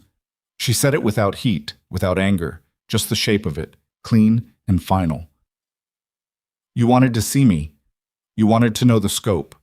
Okay, but it goes the way I'm describing. Do you understand?" He looked at her for a long time. "Yes," he said. Sal told him about Flint. He told him about the 3-year Falcone connection, about the information that had been passing for years, about the way the Pirelli meeting had been used. He told it in the same flat chronological way he told everything, without editorializing, and Vincent listened with his hands flat on the table and his face doing the thing it did when he was absorbing information that required structural revision. When Sal finished, Vincent said, "Where's Caruso in this?" "Caruso fed information to Flint. I don't think he knew where it was going. I think he thought Flint was loyal to you and was just keeping him informed. He was used. Sal paused. That's my read. Your read has been better than mine lately. The acknowledgement landed in the room without drama. Sal received it with a small nod. Vincent looked at Isabel. The federal investigation, he said, how long have they been building it? I'm not going to detail the investigation, she said. I'll tell you what's relevant to you. You have a choice to make in the next 72 hours. You can engage with it cooperatively through your attorney, or you cannot. The scope of what you're personally exposed to varies significantly depending on that choice. You're telling me to cooperate. I'm telling you what the variable is. That's the same thing. She said nothing. Isabel. He leaned forward slightly. His voice dropped to the register she'd always felt most, the one with weight and texture, the one that had moved her once. I didn't know about the accident. I didn't sanction it. I need you to believe that. The kitchen was very quiet. It doesn't matter, she said. It matters to me. I know it does. She held his gaze. But it doesn't change what you did. It doesn't change Las Vegas. It doesn't change the years before Las Vegas. She paused. I'm not saying this to punish you. I'm saying it because you asked me to be honest, and I'm being honest. The accident is one thing. The marriage is another. Both of them are over. He looked at her. Something in his face went through several iterations. Argument, appeal, the beginning of something that might have been genuine, and then the slow recognition that genuine had its own kind of too late. The accounts, he said finally. We can discuss terms. Dara has a proposal. She glanced at Dara, who opened a folder. The legal holdings will transfer formally to my name. The documentation for that is already drafted. In exchange, I will support an orderly unwinding of the operational side. I'll maintain relationships with certain vendors and city contacts long enough for a transition that doesn't create immediate chaos. That's better for everyone. You're asking me to hand you the company. I'm confirming that I already have it. I'm offering you a cooperative framework for what comes next. He sat back. He put his hands on his thighs. He looked at the table. Dara slid the folder across to him. He looked at it without touching it. If I cooperate with the federal investigation, he said slowly, and the Flint Falcone connection is what brings the case, I'm still looking at exposure on my own operations. Yes, Isabel said, but cooperating versus not cooperating is the difference between 5 years and 25. And you'd testify. I have already provided testimony in the form of documentation and financial records. She held his gaze. I did not provide personal testimony about your character or your day-to-day decisions. I provided records of where the money went and how the legal structure was used. That's what I gave them. That's enough. Yes, it is. He was quiet for a long time. The October light moved across the table between them. Isabel watched him and felt the strange double exposure of it. The man she'd married in 2009 at a venue on the North Shore with 200 people and a string quartet. And this man, right now, at this table, in this light, at the absolute end of the thing they'd built and the thing they'd destroyed. The accident, he said again. I need you to know. Vincent. Her voice was gentle. Not warm, not anymore, but gentle. The gentleness of someone who has stopped fighting and is simply standing in what's true. It doesn't matter what you intended. It matters what you created. The conditions existed because of who you are and what you built and the choices you've made for 15 years. Flint used your organization to try to hurt me. That organization exists because of you. You understand the logic. He was silent. I don't hate you, she said. I want you to know that. I spent a week in a hospital bed thinking I might. But I don't. She paused. I just can't be here anymore. He looked at her. Really looked at her, the way he hadn't looked at her in years. The bruising on her face had gone from dark purple to a muddy yellow-green. The way she sat was careful, the ribs still making themselves known. She looked like a woman who had been hit by a great force and had gotten up anyway. He had seen her get up her whole life and somehow never understood that it cost her. Okay, he said, quietly, to the table. Then he looked up. What do I do? Call your attorney. Tell him to call Claire Rowan at the FBI's Chicago field office. Tell him you want to discuss a cooperation agreement." She paused. "Do it tonight." He looked at the folder in front of him. He reached out and opened it. He turned pages slowly, reading the way he read everything. Methodically, looking for the angle, the problem, the thing that wasn't what it appeared to be. There was nothing. It was clean. It was exactly what Isabel had said it was. He closed the folder. He put his hand on top of it and sat there for a moment. Then his phone rang. He looked at the screen. His face changed. "It's Falcone," he said. Isabel went still. Sal moved from the doorway into the room. Vincent looked at Isabel. At Sal. At the phone in his hand. It rang a third time. "Don't answer it," Isabel said. "If I don't, call Rowan first." She leaned forward. Her voice dropped and lost whatever softness remained. "Vincent, listen to me. If Falcone knows Flint is running, and he does, he has to. Flint called someone before he left. Then Falcone is trying to find out how much you know and how much time he has. If you answer that call, you are handing him information he will use against you before midnight." The phone rang a fourth time. Vincent looked at it. He set it face down on the table. The call went to voicemail. The kitchen was silent. Sal exhaled. Then the front window of the kitchen, the one facing the side yard, the one Isabel had planted herbs beneath 3 years running, exploded inward in a cascade of glass and cold air and the hard, flat sound of something striking the wall above the refrigerator, and everyone in the room moved at once. Sal went low and sideways, 15-year-old muscle memory from a life before this, life firing clean and fast, pulling Dara down behind the table. Isabel dropped before she thought about dropping, hitting the floor on her side and igniting every broken rib she had in a sheet of white pain that stole her breath completely. Vincent was already moving. He was at the kitchen floor in one motion, on his hands and knees behind the island, and his voice came out low and hard and completely stripped of everything that wasn't operational. "Stay down, all of you. Don't move." Another impact, higher this time. Plaster dust. Isabel lay on the kitchen floor with her cheek against the tile and her ribs screaming and her lungs working in short, shallow pulls, because that was all they had room for. The cold from the broken window was immediate and total. Glass fragments were scattered across the floor within a foot of her face, each one catching the dying amber light like something decorative. She thought with the strange clarity of acute pain, this is what it looked like from outside. Someone planned this room. Someone knew this room. Sal had his phone out.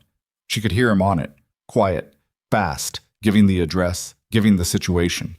Vincent moved from behind the island to her side of the floor in a low crawl that covered the distance in 4 seconds. He put his body between her and the broken window. "Isabel." His voice was right at her ear.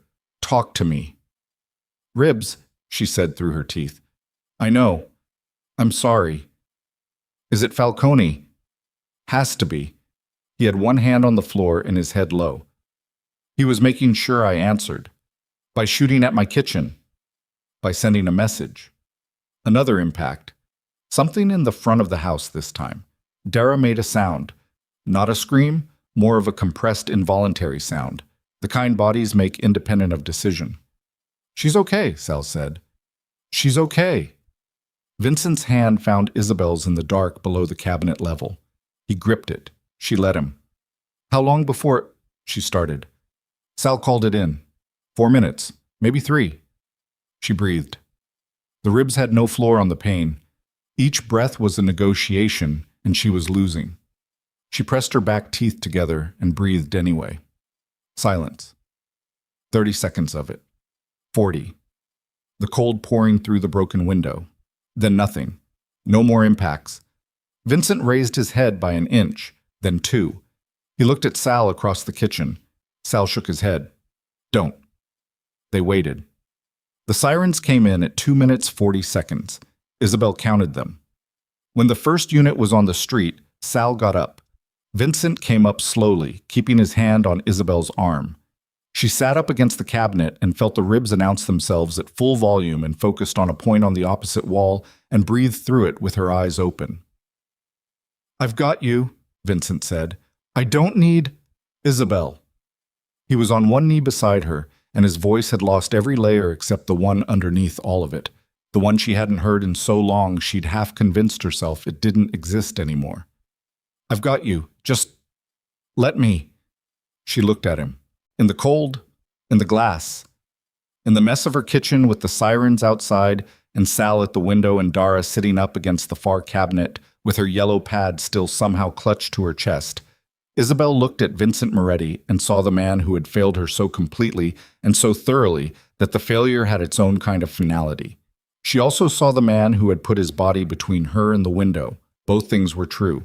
She let him help her up. Outside, the street filled with blue and red light.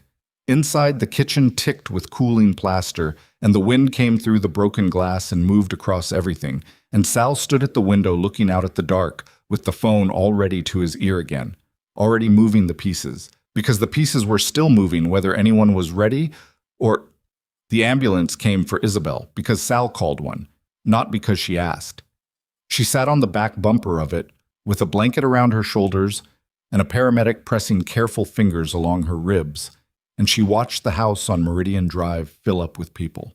Uniformed officers, 2 detectives who'd arrived in plain clothes, a forensics unit who moved through the side yard with flashlights and evidence bags collecting what the dark gave up.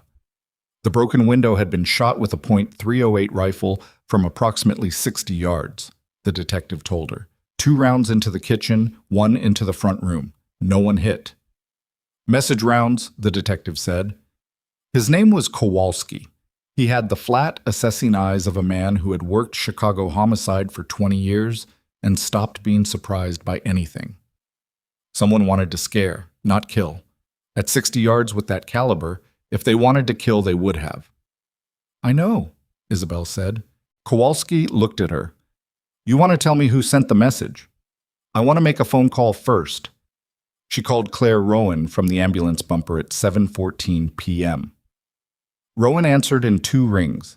Isabel could hear, in the background, the specific ambient noise of an office running at elevated pace, voices, movement, the compressed energy of a situation in motion.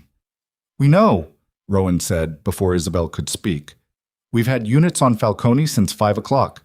2 of his people have been picked up in the last hour. We're building the chain. The shooting was a message to Vincent. We know that too. Is everyone all right?" Physically, Isabel looked at the house, at the broken window, visible from here, the kitchen light spilling out through the gap. "Rowan, Vincent is inside. He told the detectives he wants to talk, not to them, to you." A pause. "Tonight. Tonight. He said..." She stopped, organized it. "He said he knows where Falcone's Montreal account is. He said he knows the routing structure for the distribution network that Flint built over the last 3 years. He said he can give you Carl Flint's likely exit route and the name of the border contact Flint uses." The pause on Rowan's end was 3 full seconds. "He's ready to do this," Rowan said. "He's ready to do this. What does he want?" "He wants to talk to you directly. He doesn't want to negotiate through attorneys tonight. He says..." Isabel's jaw tightened slightly. "He says some things should be done face to face." Another pause. "I can be there in 40 minutes. "I'll tell him." She hung up. She sat on the ambulance bumper and looked at her hands. The bruised knuckles, the scraped palm from hitting the kitchen floor, the bare ring finger where she'd stopped wearing the band 2 days ago and hadn't mentioned it to anyone. The paramedic said, "Mrs. Moretti, you really should let us take you in. With the existing rib..." "I'm not going anywhere," she said. "Tape them if they need taping, but I'm not leaving this house tonight." He looked at her and understood, the way people who deal with bodies understand things, that this was not negotiable. Vincent was in the front room when she came back inside. He was standing at the fireplace. Not a fire in it, just the mantle, the framed photographs, the objects that had accumulated over 13 years of a shared life, and now stood around like witnesses to something they hadn't expected to witness. 2 officers were at the far end of the room, doing their work and paying careful attention to not appearing to listen. He turned when she came in. He looked at the paramedic's tape visible at her midsection, where her shirt had been lifted and retucked. He looked at her face. "Claire Rowan is coming," she said. 40 minutes. He nodded. You should call Dennis. Have him present. I don't want Dennis present. Vincent, I don't want an attorney in the room for this. I know what that means legally. I don't care, like... He looked at the fireplace. Some things you have to do yourself. She stood in the doorway and looked at him. The officer nearest the window shifted slightly, creating a pocket of privacy that was professional and deliberate. The photographs, Rowan had told her 8 months ago, in the coffee shop on North Halsted. We need the financial records, and we need someone who can explain the structure. That's what matters. Your marriage, your relationship, your history with him, that's not what this is about. Isabel had nodded and understood and had gone home and made dinner and had carried that separation with her ever since, the legal case in one compartment, the 15 years in another. Standing in the doorway looking at Vincent Moretti in front of the fireplace, she understood that the compartments were a fiction. They had always been a fiction. You could not spend 15 years building a life with someone and then extract the life from the crime cleanly, the way you extract a splinter. It went deeper than that. It was threaded through. Vincent, she said. He looked at her. I want to ask you something, directly. Ask. When you boarded that plane to Las Vegas, when Sal called and you didn't answer, what were you thinking, specifically? He was quiet for a moment. Then, I was thinking that whatever it was could wait, that you were... He stopped. That you were always fine. That was what I thought. You were always fine. I don't think I actually believed anything could. You didn't think about it at all, she said. Not an accusation, just the fact of it, placed carefully. No, he said. I didn't. That's the answer, she said. That's the whole answer. Not Las Vegas, not Vanessa, that. The not thinking. She looked at him. I was invisible to you. I built half of what you stand on, and I was invisible. And the reason you're in the position you're in right now, the federal exposure, the Flint betrayal, Falcone moving on you, is because the thing that was holding it together was invisible to you too, until it wasn't there. He didn't argue. She hadn't expected him to. You're right, he said. I know I am. She turned and went to find Dara. Bod. Claire Rowan arrived at 7:52 p.m. in a dark sedan with one other agent who stayed in the car. She was a woman of medium height with short natural hair going gray at the temples, and the particular posture of someone who had learned to take up exactly as much space as she needed, and not an inch more. She shook Kowalski's hand at the door, exchanged 3 sentences with him, and came inside. She looked at Isabel first. You doing all right? She said. Not performatively. A real question. Getting there. Rowan looked at the kitchen, the boarded window that Sal had covered with cardboard and tape while waiting for the glass service, the plaster dust on the counter, the forensic markers the team had left behind. She took it in without comment. Vincent was in the dining room. He stood when Rowan came in. Sal stood too from the chair in the corner. Rowan looked at Vincent Moretti for a moment, the flat assessment of a professional taking inventory, and sat across from him at the table without preamble. Your attorney isn't here, she said. No. That's your right. Anything you say. I know my rights.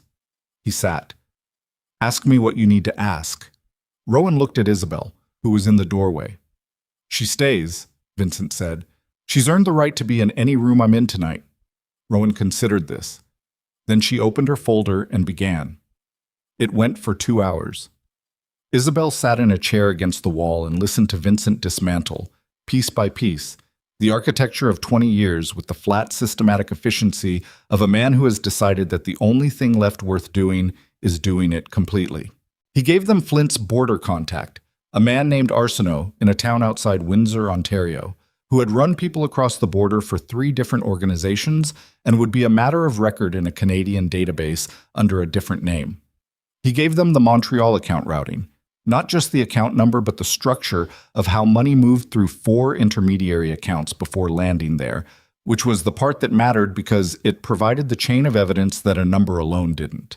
He gave them the distribution network that Flint had been running parallel to the Moretti operation, the warehouses, the manifest falsification system, The 3 city officials who'd been receiving payments from Flint's side, not Vincent's, and who had believed all along they were on Vincent's payroll.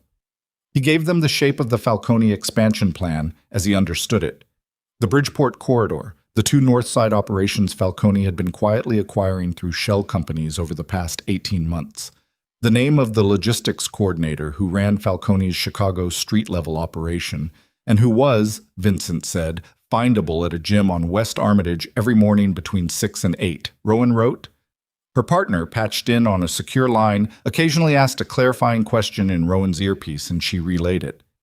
Isabel watched Vincent's face through all of it. She watched him give away 20 years the way you give away things you've already decided you can't keep. Not easily, not without cost, but with a kind of resolution that was its own form of exhaustion. At 9:47, Rowan closed the folder. Carl Flint was picked up at the Windsor Crossing at 8:15 tonight, she said. He's in custody. Vincent absorbed this without visible reaction. The 2 individuals responsible for the shooting this evening are in custody as well. They've been connected to a Falcone crew operating out of Cicero. She paused. We'll be executing a search warrant on Falcone's primary business address tomorrow morning. Tonight's events accelerated that. Will it hold? Vincent said. The case we're building. With what you've given us tonight, combined with what we already had, yes, it'll hold. She met his eyes. Your cooperation will be documented and submitted to the U.S. Attorney's Office. I can't promise you an outcome. What I can tell you is that the difference between cooperation and no cooperation in a case of this scope is substantial. I understand. Rowan stood. She looked at Isabel. The look between them contained 8 months of careful, complicated work. The coffee shop on North Halsted, the documents passed through an intermediary attorney, the financial records that had taken Isabel 3 months to organize in a way that was legally usable, the 2 follow-up meetings that neither of them had documented in writing. All of it lived in that look. Thank you, Rowan said, to Isabel specifically. Don't thank me yet, Isabel said. Rowan almost smiled. No, she agreed. Not yet. She picked up her folder. We'll be in touch with both of you through your respective attorneys. She left. The house was quiet.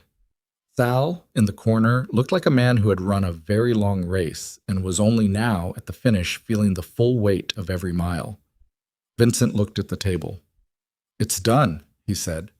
The beginning of it, Isabel said. There'll be proceedings. It'll take time. I know. He was quiet for a moment. The house, I'll be out by the end of the week. We agreed on that. You don't have to rush. I want to. She said it simply. I need to, Vincent. I need my own space now. He nodded. He looked at his hands on the table, the same hands that had built an empire over 20 years, and tonight had taken it apart piece by piece and laid it on a federal agent's table. Where will you go? I have a place. She had signed a lease on an apartment in Lincoln Park 4 days ago, through Dara's office, in her name only. 2 bedrooms, east-facing windows, a kitchen that belonged to nobody's history. It's already arranged. He nodded again. Vincent. She crossed to the table. She stood across from him and waited until he looked up. What you did tonight, the cooperation, that was the right thing. I want you to know I see that. He looked at her. Something moved in his face. It doesn't fix anything, she said. I need to be clear about that. What we had, it's been over for a long time. Longer than Las Vegas, longer than Vanessa, honestly. She paused. I stayed because I thought staying was the responsible thing, because of everything I'd built into this, but I think I was just afraid of what it looked like to leave. She held his gaze. I'm not afraid of that anymore. I know, he said, quietly. Good. She straightened. Sal is going to stay here tonight. I don't think Falcone will try anything else with federal activity already moving, but I don't want you alone. Vincent looked at Sal. Sal looked back with the expression of a man who has already made his peace with however this night ends. Thank you, Vincent said to him. Stop thanking me, Sal said. Go to bed. Isabel left the house on Meridian Drive for the last time on a Friday morning 3 days later. She did it practically. She had arranged for a moving company to take the things she'd marked, her mother's writing desk, The books, the kitchen equipment that was hers by both taste and acquisition, 3 paintings she'd bought before the marriage at a gallery in Wicker Park that she'd always loved and Vincent had tolerated. Her clothes, her files, the contents of her office in their entirety. She walked through each room once before the movers arrived. Not sentimentally, she was beyond sentiment about the rooms themselves, but in the practical way of someone doing a final accounting, making sure nothing was left that should come with her. In the front room, she stopped at the fireplace mantel. The photographs, 13 years of them. The wedding, various travels, a handful of events, a few casual shots that had made it into frames. She looked at them for a moment. She took one, a photograph from the early years, 3 years into the marriage, a weekend in Michigan where they'd rented a house on the lake, and for 2 days everything had been uncomplicated and she was almost certain, genuinely happy. She put it in her bag. She left the rest. Derek called while the movers were loading. The U.S. Attorney's Office has confirmed receipt of the cooperation agreement, she said. Formal proceedings are being scheduled. His attorney, the new one, not Dennis, says he expects arraignment within the month, likely followed by a plea arrangement given the cooperation. They're estimating 2 to 4 years minimum security with the full cooperation credit applied. And Falcone. Search warrants executed this morning on 4 properties, 2 additional arrests. It's moving fast. A pause. And Flint. They found the Arsenault connection exactly where Vincent said it was. Flint isn't going anywhere.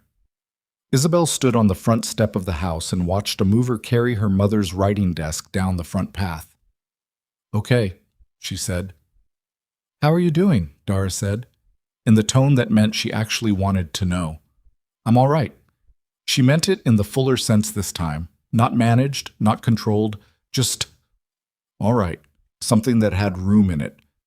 "I'll call you Monday about the foundation paperwork. I'll have a draft ready." She hung up.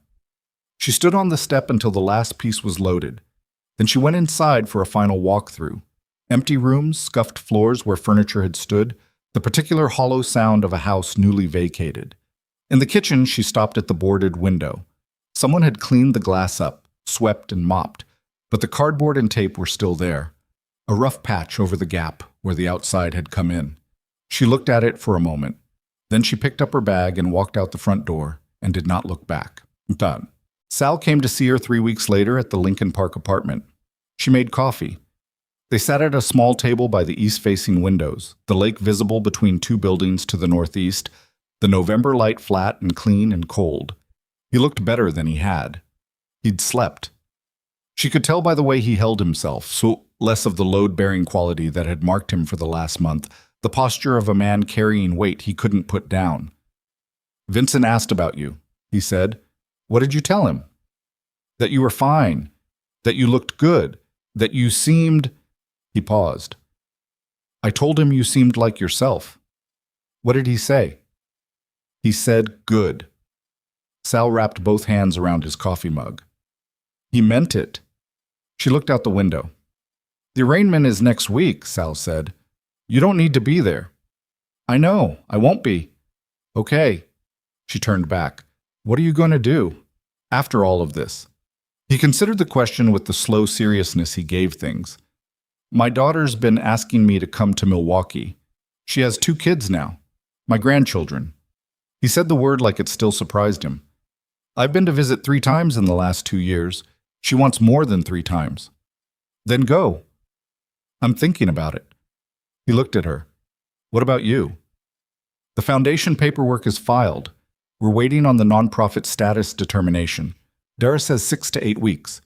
I have a meeting next month with a woman who runs a similar organization in Atlanta and one in March with a city council member about the domestic violence funding gap." She paused. "I have a lot of meetings." "That sounds like you." "It is me?" She said it without irony, without any of the weight it would have carried 6 weeks ago. Just the plain fact of it, belonging to no one's story but her own. Sal looked at her for a moment. Then he did something she hadn't seen him do in all the years she'd known him. He reached across the table and put his large, rough, 61-year-old hand over hers and held it there for a moment. She let him. "You did good," he said, quietly. The way he said things when he meant them completely. "We did good," she said. He nodded. He took his hand back. He drank his coffee. They sat at the table by the window and watched the November light do what it did over the city, flat and honest and without any warmth to spare, but clear. The kind of clear that shows you exactly what's there, the shapes of things as they actually are. Immatouin. Vanessa Hale left Chicago in November. She sent Vincent a text, not Isabel, not anyone else, just Vincent, that said she was relocating to New York for a new position. She wished him well. She did not visit him before she left. He read the text in his attorney's office and put his phone in his pocket and went back to discussing sentencing guidelines. Isabel heard about this secondhand through Sal 2 weeks later. She received the information the way she received most things about Vincent now, with a clean, quiet attention that contained no residue. It simply was. Another fact in the landscape. That the arraignment was on a Tuesday. Isabel spent that morning at her desk in the Lincoln Park apartment, working through the Foundation's organizational documents. She had a meeting that afternoon with a woman named Teresa Vance, who ran a reentry program for women leaving correctional facilities. Not directly connected to what Isabel was building, but adjacent to it, the kind of adjacency that could become something. She worked through the morning and did not turn on the news and did not check her phone more than functionally. At noon, she ate lunch at the window. The lake was visible between the buildings, gray-blue and restless in the November wind. She had grown up in Galesburg, 200 miles from this lake, and had spent 15 years in a house in Evanston and then a house on Meridian Drive, and she had never once in all that time lived somewhere she could see the water from. She found that she liked it considerably. Her phone rang at 12:30. She looked at the screen. "Reed Calloway." She answered. "I wanted you to know," he said. "I'm testifying next month for the prosecution." A pause. "I should have warned you that night. I know that. Nothing I can say." "Reed," she kept her voice even. "You testified. That's what matters now." A silence on his end, the particular silence of a man receiving something he wasn't sure he'd earned. "How's your daughter?" she said. She's good. She doesn't know any of this. I'd like to keep it that way." "Then keep it that way." She paused. "Thank you for calling." She hung up. She sat at the desk and looked at the water. She thought about what Rowan had said in the coffee shop 8 months ago, near the end of the 2-hour conversation, after everything practical had been covered. "Why are you doing this?" I've asked a lot of people that question, and I ask it every time because the answer tells me whether we're going to get to the end of this. And Isabel had thought about it honestly, not performing honesty, but actually sitting with the question. Because I spent 15 years making myself small enough to fit inside someone else's architecture, she had said. And I'd like to stop. Rowan had looked at her for a long moment. "That's enough," she had said. "That's more than enough." The Carter Moretti Foundation for Legal Advocacy and Recovery received its nonprofit determination on a Thursday in early December. Isabel opened the letter at her desk. Read it once, set it down. Went to the window and stood there for a moment with her hands at her sides and the December light coming through the glass and the lake visible, gray and cold and entirely itself. She did not cry. She did not celebrate. She stood at the window and breathed, full breaths now. The ribs healed enough to allow it, the cage of them no longer a constant reminder of what had tried to break her, and she felt the things settle that had been unsettled since the first night in that hospital bed when she had looked up at the ceiling and started counting. Everything counted. The 3 restaurants would be sold to a management group in January. Dara had the agreements drafted. The Lincoln Park properties were already on the market. The Meridian Asset Group holdings were being liquidated in an orderly sequence that would take the better part of a year and would fund the foundation's first 3 years of operation. She had spoken to a woman last week who had lost her business and her savings to a husband who had moved assets without her knowledge. She had spoken to another woman the week before who had been used instrumentally in financial arrangements she hadn't understood until they came apart. She had spoken to a third woman who simply needed to know that the law had structures in it that could protect her if she knew where to look. Isabel knew where to look. She had spent 15 years learning exactly where to look. In February, on a Tuesday that was cold and clear and entirely ordinary, Isabel walked to a coffee shop 4 blocks from her apartment and sat at a table by the window and ordered coffee and opened her laptop and worked for 2 hours on the foundation's first public grant announcement. Around her, the coffee shop did what coffee shops do. People came and went, laptops opened and closed. The machine behind the counter hissed and steamed. Conversations ran their courses without resolution or conclusion, the way most conversations do. A woman at the next table asked her if the chair across from her was taken. "No," Isabel said. "Go ahead." The woman sat. They exchanged the brief nod of people sharing a small space. And then they both returned to their own work, their own particular accounting, their own version of the ongoing project of building something out of what they had in the time they had to build it. Isabel looked at the screen. Read what she had written. Made 3 small corrections with the particular precision of someone who has spent a lifetime knowing that the language you choose is the architecture you live in. Then she kept writing. Outside, Chicago moved through its February with the grim, habituated endurance of a city that has learned to carry winter without complaint. The lake was still there, gray and permanent, neither cruel nor kind, simply present. The way the things that outlast everything else are simply present. She did not think about Meridian Drive. She did not think about Las Vegas or hospital ceilings or the sound a kitchen window makes when it comes apart. She thought about the sentence in front of her and whether it said what she meant. It did. She moved on to the next one.